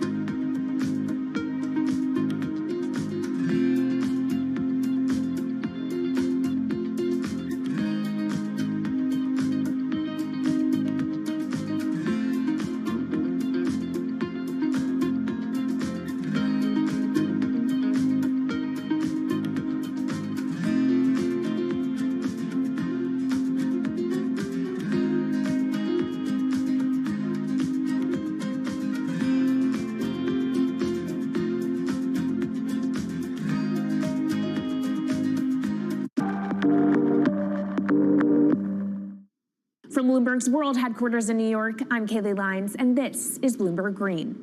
What will the world look like in 2050? Will global temperatures have stabilized, electric vehicles be abundant, and solar and wind power homes around the world? According to Marco Alvera, the CEO of Italian energy company Snam, that vision of the future could be a reality. And he says that hydrogen will pave its way. As he tells it in his new book, The Hydrogen Revolution, Alvera's moment of reckoning came in November 2018 when he tasked the Snam Scenarios team with studying how Europe could reduce its CO2 emissions to zero by 2050. Looking through the results of the study, Alvera said he was struck by how much hydrogen was in Europe's energy mix by that year. Beyond the abundance of hydrogen, the SNAM model also predicted that it would be the cheapest form of decarbonized energy for many sectors, and that it could be cheaper than today's prices for oil, coal, and nuclear power. Our Maria Tadeo spoke with Alvera at COP26. It's happening all very fast. We see the cost of hydrogen coming down a lot. Hydrogen will play a big role in the energy mix. I don't know if it's going to be 15 or 25% of a fully decarbonized energy system, but it's going to be big. Costs are coming down, and people are waking up to the fact that it's the only way to decarbonize certain sectors, the so-called hard-to-abate sectors. And you say it's the only way and the costs are coming down. Where do you see prices moving? Because a lot of the reticence at times has to do with the pricing, that some argue, well, it's still not the cheapest option on the market. So when I was first working in hydrogen in 2004, it was costing $1,000 per megawatt hour. 2010, $600. Today, $100, and we see it going down to $50 in 5 years' time, and to going down to $25 per megawatt hour in the next 10 years or so, which is a quarter of where it is today. That's really because renewable energy, and we're talking green hydrogen here, renewable energy costs are falling, but the cost of making the electrolyzer, which is the kit that you use to convert solar or wind energy and water into hydrogen, the cost of this kit is falling a lot because it doesn't really exist on an industrial scale. So as we build up capacity, we industrialize it, we standardize it, and we squeeze costs out. That's really the cost trajectory. And for that, of course, you need demand, however, for governments and also institutions to kind of buy into this idea that it is the future and we want to invest and create infrastructure. What are they telling you? When you speak to governments, when you speak to officials, are they keen on this? They're very keen. So the Department of Energy shares our view in the States of getting to below $1 a kilo, which is $25 a megawatt hour. The European Union has a hydrogen strategy, which is very clear, and several member states have the same. Chile wants to export a lot of hydrogen. China's big on hydrogen. Australia's very big on hydrogen. Japan is blending already hydrogen. So I would say the world is now really focused on this because it's the only way to store energy for a long period of time economically is to convert it into either a liquid or a gas. And of course, you talk about the price, but the other big component is the volume. You know, how big can you go? Where do you see that on a time scale? So wherever it's sunny or windy, you can produce very cheap hydrogen eventually. And so compared to oil and gas, which are concentrated in few parts of the world, it's going to be very democratic from that point of view. So every sunny place, every desert, every ocean wind can be turned into hydrogen that we can put on ships, in pipes, and really start trading it around the world. So it's going to happen a lot faster than a lot of people think. So, and when you say a lot faster, what is that in time? As I said, $50, which is essentially oil parity within 5 years. And then, depending on how quickly we ramp it up after that, we could get to $25, which is coal parity before the end of the decade. And in big scale. In big scale, because once you get to coal parity, that's the only way we're going to get China and India to stop burning new coal. We have businesses in China and in India, and I see a lot of hydrogen development, a lot of renewable development in both countries. The India announcement was incredibly strong on 2030. Some people were upset about the 2017 net zero deadline, but when it comes to 30, he announced a big commitment to get to 50% renewables. Were you surprised by it? I was surprised that they would make it so explicit, and even the net zero is a big thing for them. And so I think it will happen faster than 2070 because of the falling cost of renewable and hydrogen. India's burning 80 gigawatt of oil, of diesel, to keep the lights on. So there's an immediate opportunity there, and we're very interested in working in that country. And with regards to China, perhaps the fact that we haven't really seen them active, I guess the diplomats are working on this, but we haven't really seen the leadership. It's going to be technology, it's going to be industry. I think China has committed to a net zero, which is very important. At the G20, China was clearly behind the 1.5 degrees. So I think a lot has been achieved between the G20 and COP, and I think what's really important is to see in the coming years how quick it's in our hands to make part of this happen in 5 years, or it could otherwise happen in 15, 20 years. It's about building the project. The capital is there. We saw how many trillions of dollars are already committed. What's missing is really the projects, and that's where companies like us step in. Marco Alvera, CEO of SNAM there, speaking with our Maria Tadeo. Let's turn now to the aviation industry. It's a big contributor to global greenhouse gas emissions, and it's under pressure to change that.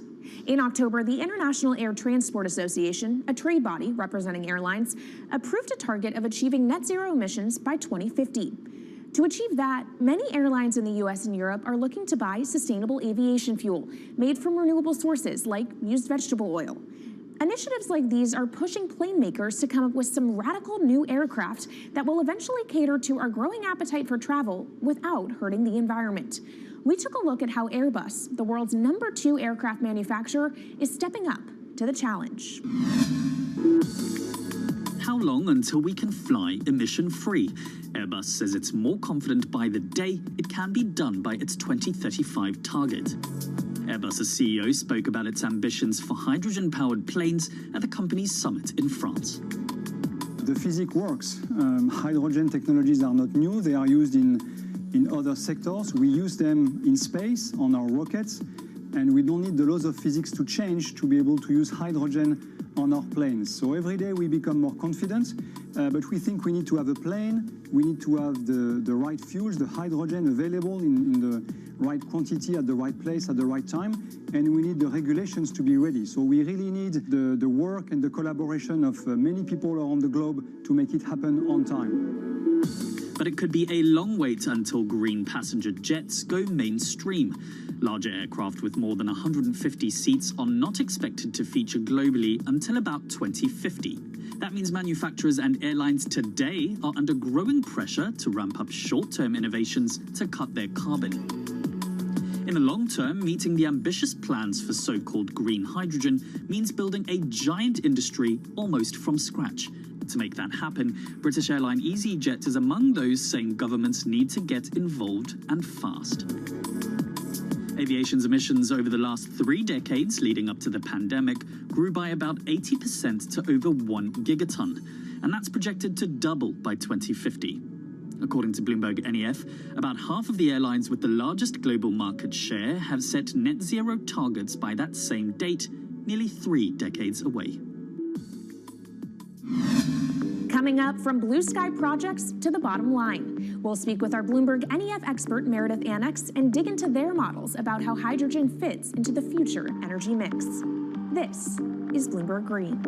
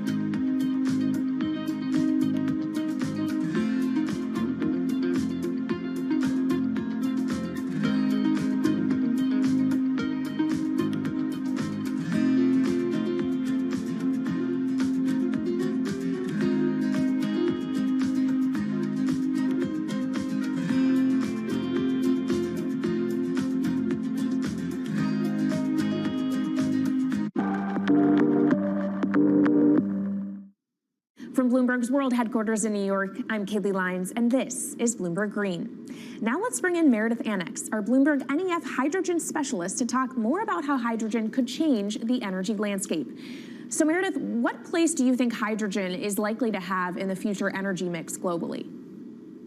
Hydrogen's this incredible solution for us as we look to decarbonize because it's a perfect solution in areas that are hard to electrify.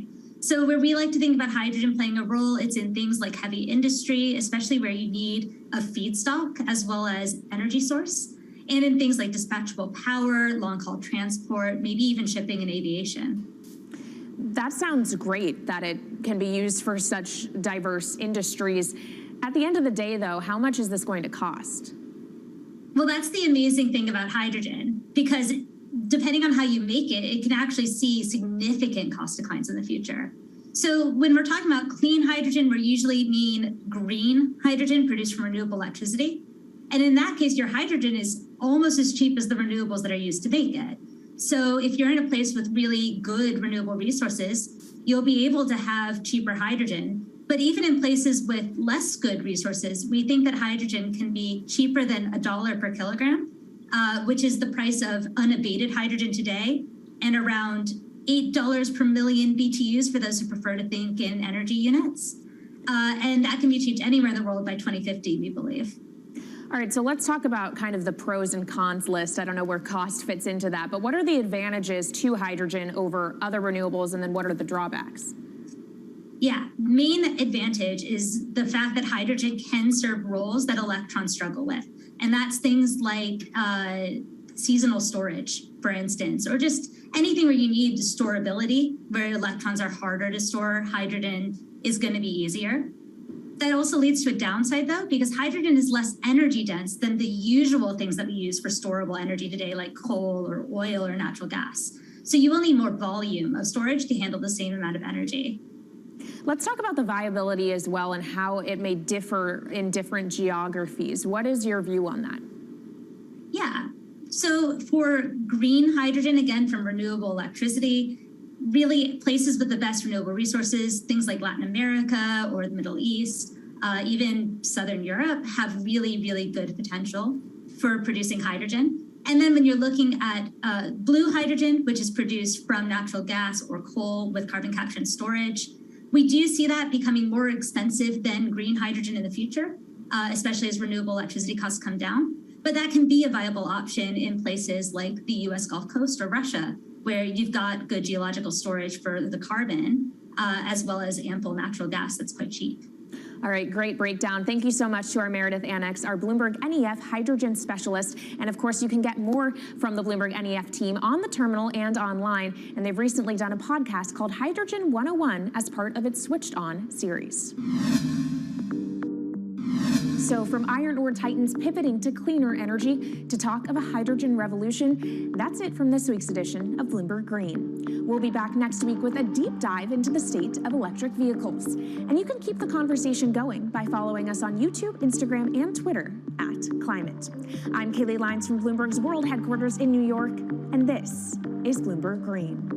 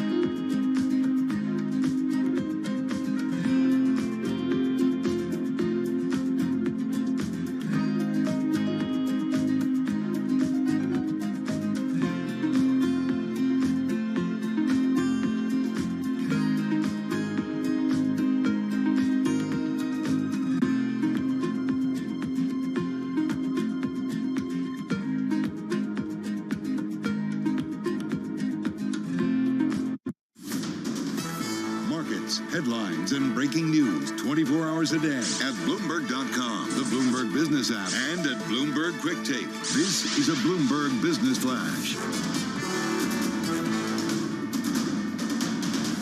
From Bloomberg World Headquarters, I'm Charlie Pellet. We begin with a developing story. This headline from the Bloomberg Professional Service. President Biden is expanding Russian sanctions to Nord Stream 2. That headline crossing moments ago on the Bloomberg. Worth repeating, President Biden expanding Russian sanctions to Nord Stream 2. Developing story coverage coming up right here on Bloomberg. Equities lower across the board as President Biden announces those sanctions against Nord Stream 2. New penalties hitting additional elites. S&P 500 now down by 0.8%. We're off session lows, but bottom line is pushing further into correction territory amid the rising tensions and a cyber attack on several Ukraine government and bank websites. The S&P lower by 31 points. We've got the Dow down 168, a drop right now of 0.5%. NASDAQ lower now by 156, a drop there of 1.2%. 10-year yield, 1.96%. 10-year's down 6/32. Spot gold up 0.5, 19.08 the ounce. Crude now up 0.3%. West Texas Intermediate, 92.21 a barrel. Brent is at right now at 96.86 for a barrel of Brent.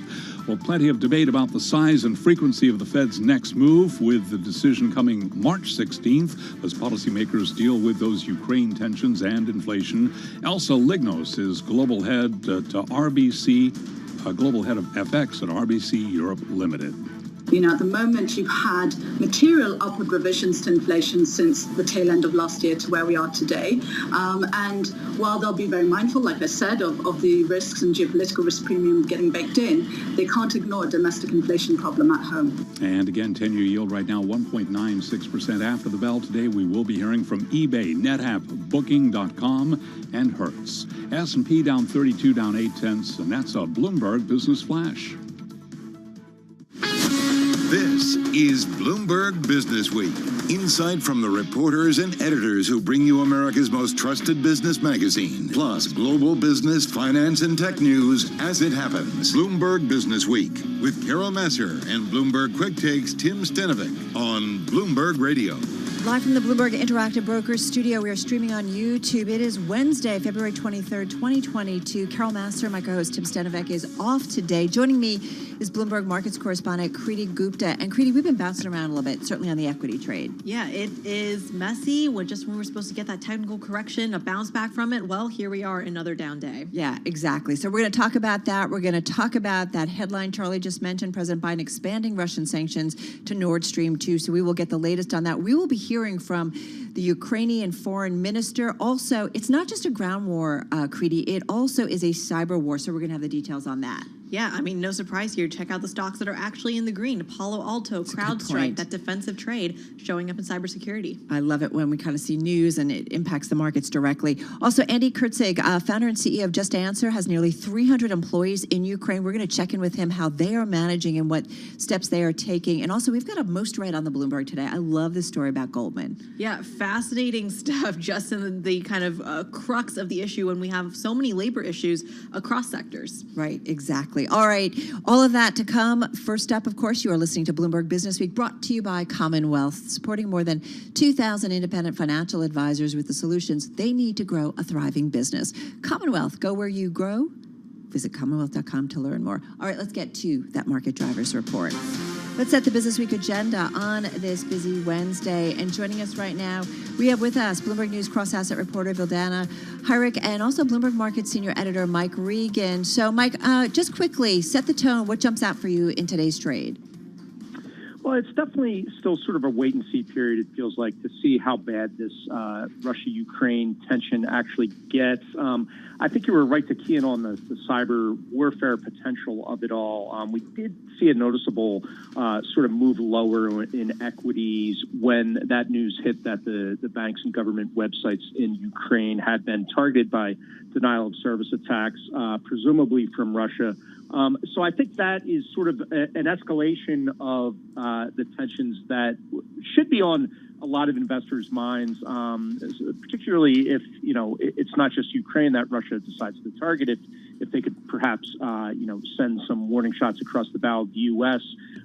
With some sort of denial of service attacks. And, that's the type of thing, Carol, it'd be tempting to just sort of sell technology stocks because of that, and buy the security stocks like you mentioned. But it's just the type of thing that could really, I think, potentially affect any sort of sector. I mean, the Colonial pipeline hack of last year is still pretty fresh in a lot of people's minds of the type of thing that, it really could be anywhere if that were to come. So I think that's really sort of underscoring some of the nervousness we're seeing today.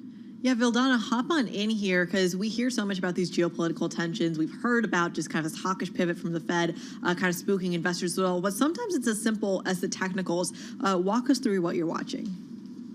Yeah, and I think you put it in a really great way, saying it's just been really messy trading because it has been really hard to find a constant for the market. Like today is really emblematic of a lot of what we've seen, which is we opened higher and then by noon we are reversing course. And so yesterday we saw the S&P 500 closing in correction territory, meaning it's down 10% since its last record high, which was at the start of January. And so a lot of people are just looking at charts and trying to parse through support levels. So this is something that I've been looking into, and investors are just trying to figure out where things could potentially stabilize or if there's just further, we could expect stocks to continue to sell off. So for a lot of technicians, actually the picture isn't looking so great. I talked to somebody at Piper, the strategist over there, Craig Johnson, was saying that the S&P 500 is living on the edge, is the phrase he used, because it is trading below its 200-day moving average. And he's keeping his year-end price target for the S&P 500 at around 5,100. But he said the backdrop really is deteriorating quickly, and so his confidence in his year-end price target is also deteriorating. Mike, this is a tough environment where we have things thrown at us on a daily basis that certainly impact the trade. I've been watching the VIX in terms of the curve, and, we understand that if this situation with Russia eases, the markets will settle down, right? But we just don't know if and when that will happen. It's the same thing with, the Fed. We know the Fed's going to raise rates. We just don't know how aggressive and what's going to be the trajectory. There's a lot of questions out there that make it tough for investors to really trade this market, especially longer term. Yeah, what's fascinating? Do we have Mike? There we go. Come on in, Mike. Carol, if you look at sort of your standard playbook for how markets react to geopolitical tensions, everyone will tell you, well, there's often a very sharp drop, but it usually resolves itself pretty quickly, and that geopolitics rarely cause major corrections or bear markets. I think what's different, though, and what is really key this time is that some of the sort of ripple effects of these tensions, higher oil prices, higher industrial metal prices, higher wheat prices even, all of that is feeding into sort of the bigger concern of the markets, which is this inflation and what the Fed will do to tame it. And I think you're right in that we would really need to see some sort of signs that this inflation is there's an inflection point in inflation and the Fed's reaction to it. And given all the comments from the Fed officials since the last meeting, Raphael Bostic yesterday being the most recent, it doesn't seem like any of this is enough for them to blink, to sort of change their outlook for interest rates. It takes a lot to cause the Fed to pivot from sort of a chosen direction. Yeah. And so far, it doesn't seem like these geopolitical tensions are really enough to do that, because they are sort of exacerbating that price shock, that inflation shock that the Fed is trying to counteract. So it is a tricky market to navigate for sure. Makes our life interesting, that's for sure. Vildana, thank you so much. Vildana Hyrek, cross-asset reporter at Bloomberg News. Mike Regan, our senior editor at Bloomberg Markets. Let's get to the Bloomberg Business Week Bite of the Day. It's one number that tells us a lot. And Creedy, today's number is 18. Moderna reaching a distribution deal with Adium Pharma to market its COVID vaccine in 18 Latin American countries. The shots will be supplied from Moderna's plants in the U.S. and Europe. Latin American countries have relied heavily on vaccines produced by AstraZeneca, Sinopharm, and Sinovac in domestic campaigns, while also ramping up the number of messenger RNA shots produced by Pfizer in recent months. So, yeah, these deals go on. Just a reminder that we're in a global pandemic. Yeah, we should also mention that Moderna is one of the worst performers today, and they're reporting earnings tomorrow. That's something to keep an eye on. All right, let's also keep an eye on world and national news. Doing that for us, Nancy Lyons. She's in D.C. Hey, Nance. Thanks, Carol. Russian President Vladimir Putin says he remains open to diplomatic solutions concerning the situation in Ukraine, but in a video address to his nation, Putin argued the security of Russia's citizens is not subject to negotiations.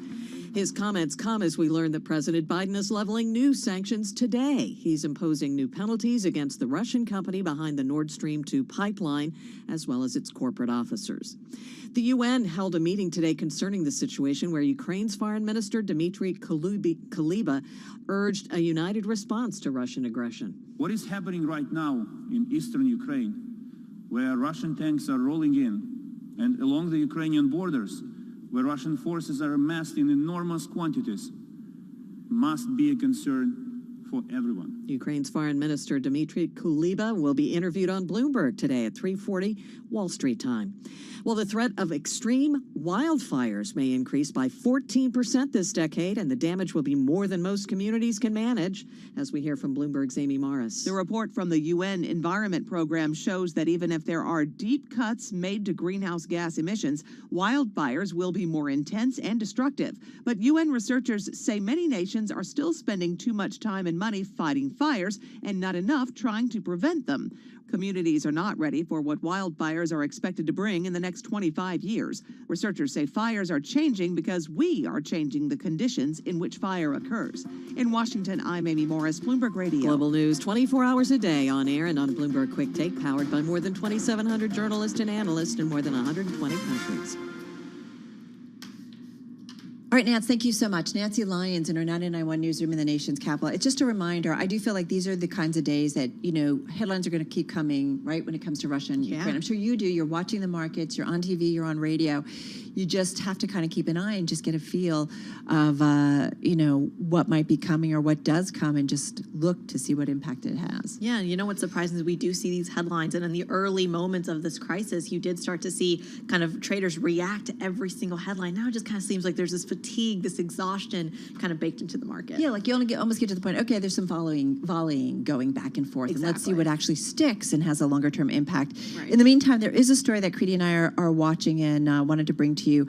Germany's economy minister saying that the country could do without Russian gas, but as our reporters point out, Kriti, it's not going to be easy. Yeah, and what's interesting about this story is simply that Russia is not the only spot where you can find it. Remember, we had Joe Biden, the Biden administration, try to say, maybe we can kind of renegotiate some of those contracts from Qatar, and also the number two suppliers, also Norway. They're already pumping at full tilt, and Germany really have no means of importing those cargoes. Listen, it's really rough. Europe's industrial powerhouse, by the way, currently relying on Russia's Gazprom for more than half of its gas. And if anything, demand will only grow as the country phases out nuclear and coal-fired electricity. Number two supplier, Norway, already pumping at full tilt, and Germany has no means of importing liquefied cargoes. I mean, this is, we talk about these bigger, broader supply chains. It's stuff like this that makes you think, okay, I need to have maybe multiple sources where I get things. The thing is, countries work out these contracts, right? And everything's fine when it works. Right, and they do it way in advance, and that's what's so tough here, because a lot of these contracts that have been negotiated by Norway, by Qatar, well, they're happening with Asian countries, Singapore, South Korea, Japan, who also need those supplies. So what do you do? What's that phrase? It's like steal from one, give to the other, or whatever the phrase is there. It's also tricky that I think as countries are shifting away because of climate change to cleaner fuels, they're maybe probably cutting down the outlets that they go to, but they're also maybe cutting down some of their domestic production as well. This is Bloomberg.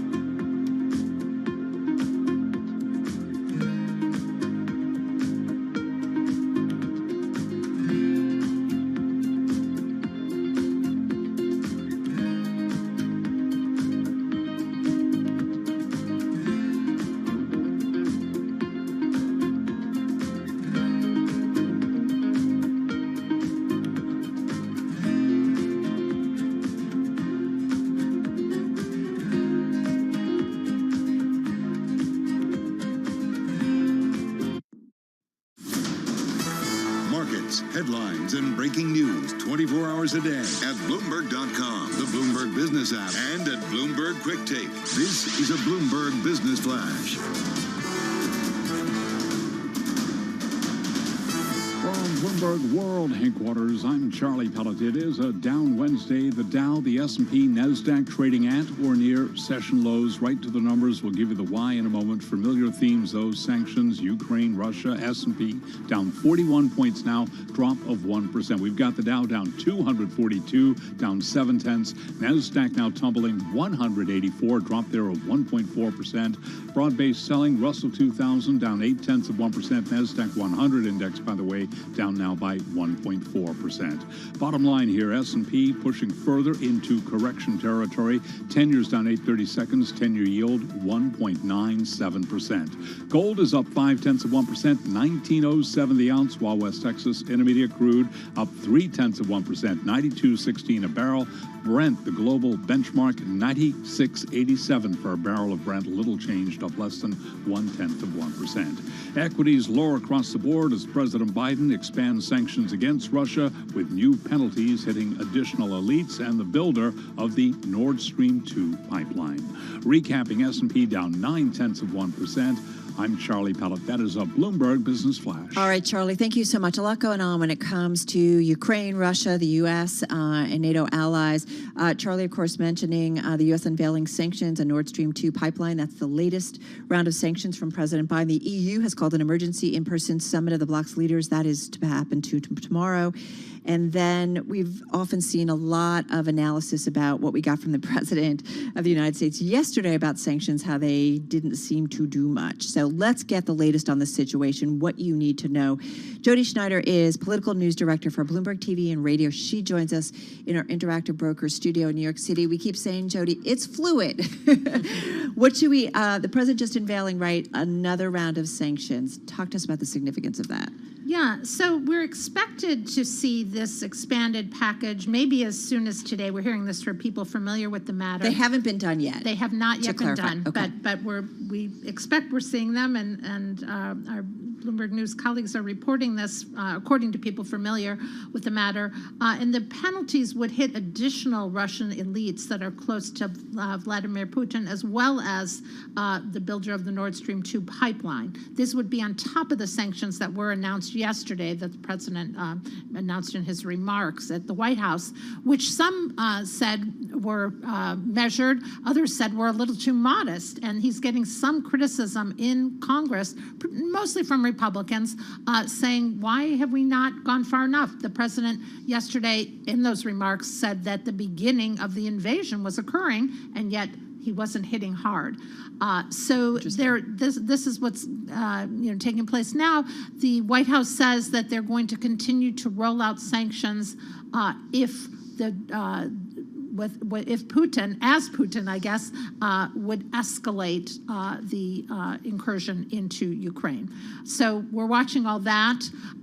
We're also watching what's happening with the EU and other NATO allies and what they do with sanctions. I'm really glad you mentioned the EU allies, because we've kind of very closely been here before a couple of times historically, like 2014 in Crimea, 2008 in Georgia, very similar concepts. How much further can these sanctions actually hit Russia? Are they still effective, given we've gone almost 10 years where Russia has been trying to de-dollarize and trying to kind of bolster or cushion, I should say, the impact? Are they still going to be effective? Well, that's right. That's a key question in all this. I mean, I think there's two questions there. One is, does Vladimir Putin care? Right. Is this a deterrent effect? Has this been a deterrent effect at all? It doesn't really seem that it has. Now, maybe it will deter a dramatic escalation. Yeah. But the other one is, as you point out, do they work overall? And they haven't really seemed to work so far in the sphere you're talking about. But these and of course they could dramatically escalate if they went against big Russian banks, which has been threatened. That's a different situation. Right. And if they went to the nuclear option, as they've discussed, of doing the SWIFT currency sanctions, that would be a whole other matter. No one thinks that Joe Biden wants to go there. And then there's a chess game involved. If you give up too much with the sanctions, because you don't really have anything else, he's made it clear that there will not be American troops on the ground, in Ukraine. So you have to hold back a little bit, because what currency do you have if you use everything now? So it's a waiting game at the White House, and everyone's watching and waiting to see what Vladimir Putin does next. Is there a tipping point, do you think, for President Putin in terms of something that does slow him down significantly? Because you look at his speeches and what he has said, he feels this territory was part of the former Soviet Union. It feels like this belongs to Russia. And so a lot of nationalism, right, coming from him. So is there something that is seen by the experts as there is a tipping point that will slow him down, or do most expect that he's going to go all the way? Yeah, and that's another set of key questions in this. He has made it very clear that what he wants, that what he kept saying could be something, the West's get out of jail free card here would be to promise never to allow Ukraine to become part of NATO, which of course is not something that the U.S. or its allies in Europe are willing to do. So it's unclear what else might satisfy him. And there's been some thinking that that's what these diplomatic efforts with Anthony Blinken and his counterparts among the European nations have been in recent weeks and months, that to try to come up with something that could satisfy Putin, but they haven't been able to seem to come up with anything. One quick question. How political is this becoming in the United States? Because we've even seen division among the Republicans, but I just wonder about this lack of support, congressional support for President Biden in this. Yeah, and this, of course, it's a midterm election year, and the whole thinking is, foreign policy doesn't really matter in those elections, but there's a big, there's one big caveat this year that could make it matter, and the price of gasoline. And if this really disrupts oil markets and gas prices, which have been going up because of, the inflationary pressures, if they go up further, this could be really difficult, as Jimmy Carter saw, as others saw when inflation tied to international tensions went higher, and that could really hurt the Democrats in power. What are you watching? 30 seconds. Final thoughts. Well, we're watching Putin's moves, and also another thing we're watching is China. Yeah. China's response here is very interesting, because while Putin and Xi spoke at the Olympics and they had those meetings, we haven't heard a lot from China in recent days. Very, very modest kinds of comments in state-owned media. So I'm watching them. They've been upping regulatory oversight of their executives and businesses. This is true. But I agree. It's a really important aspect of this that we need to keep an eye on. Jody, thank you so much. I know it's busy. Jody Schneider, she's political news director for Bloomberg TV and Radio in our Interactive Brokers studio. Let's not forget that we will be hearing from the Ukrainian foreign minister in an exclusive interview on Bloomberg Radio and Bloomberg TV. So we will take you there live about 3:40 p.m. Wall Street time. You're listening to Bloomberg Radio.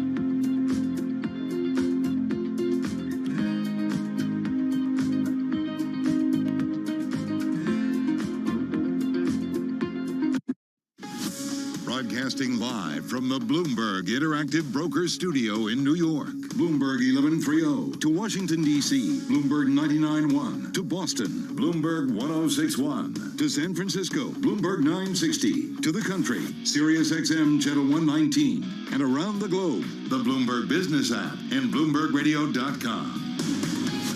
This is Bloomberg Business Week. You are listening to Bloomberg Business Week on this Wednesday. Carol Master along with Kriti Gupta. And Ukrainian situation, we know that there is stuff happening on the ground, right? We know that militarily wise. But there's also a cyber warfare that we have to think about. Yeah, it's wild, and it's totally showing up in the markets. Carol, you know I love to watch stock market. A lot of red on the screen, green when it comes to cybersecurity stocks. We're going to get into what's going on when it comes to cyber attacks in Ukraine, in the Ukraine. All right, first up, let's get back to your top business stories and a check on that trading day. Hey, Charlie Pellet. Well, hello there. Red on the screen, Carol and Kriti. The Dow, the S&P, NASDAQ session lows right to the numbers. We'll give you the why in a moment here with the S&P now down 52 points, down 1.2%. The Dow is down 302, a decline there of 0.9%.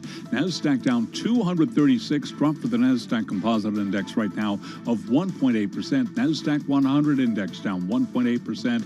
Russell 2000 lower by 1.1%. 10-year down 8/30 seconds. 10-year yield right now 1.96%. Spot gold is up 0.5%, 19.08 the ounce. Crude oil has been advancing up by 0.1% right now on WTI 91.97 a barrel. Traders and investors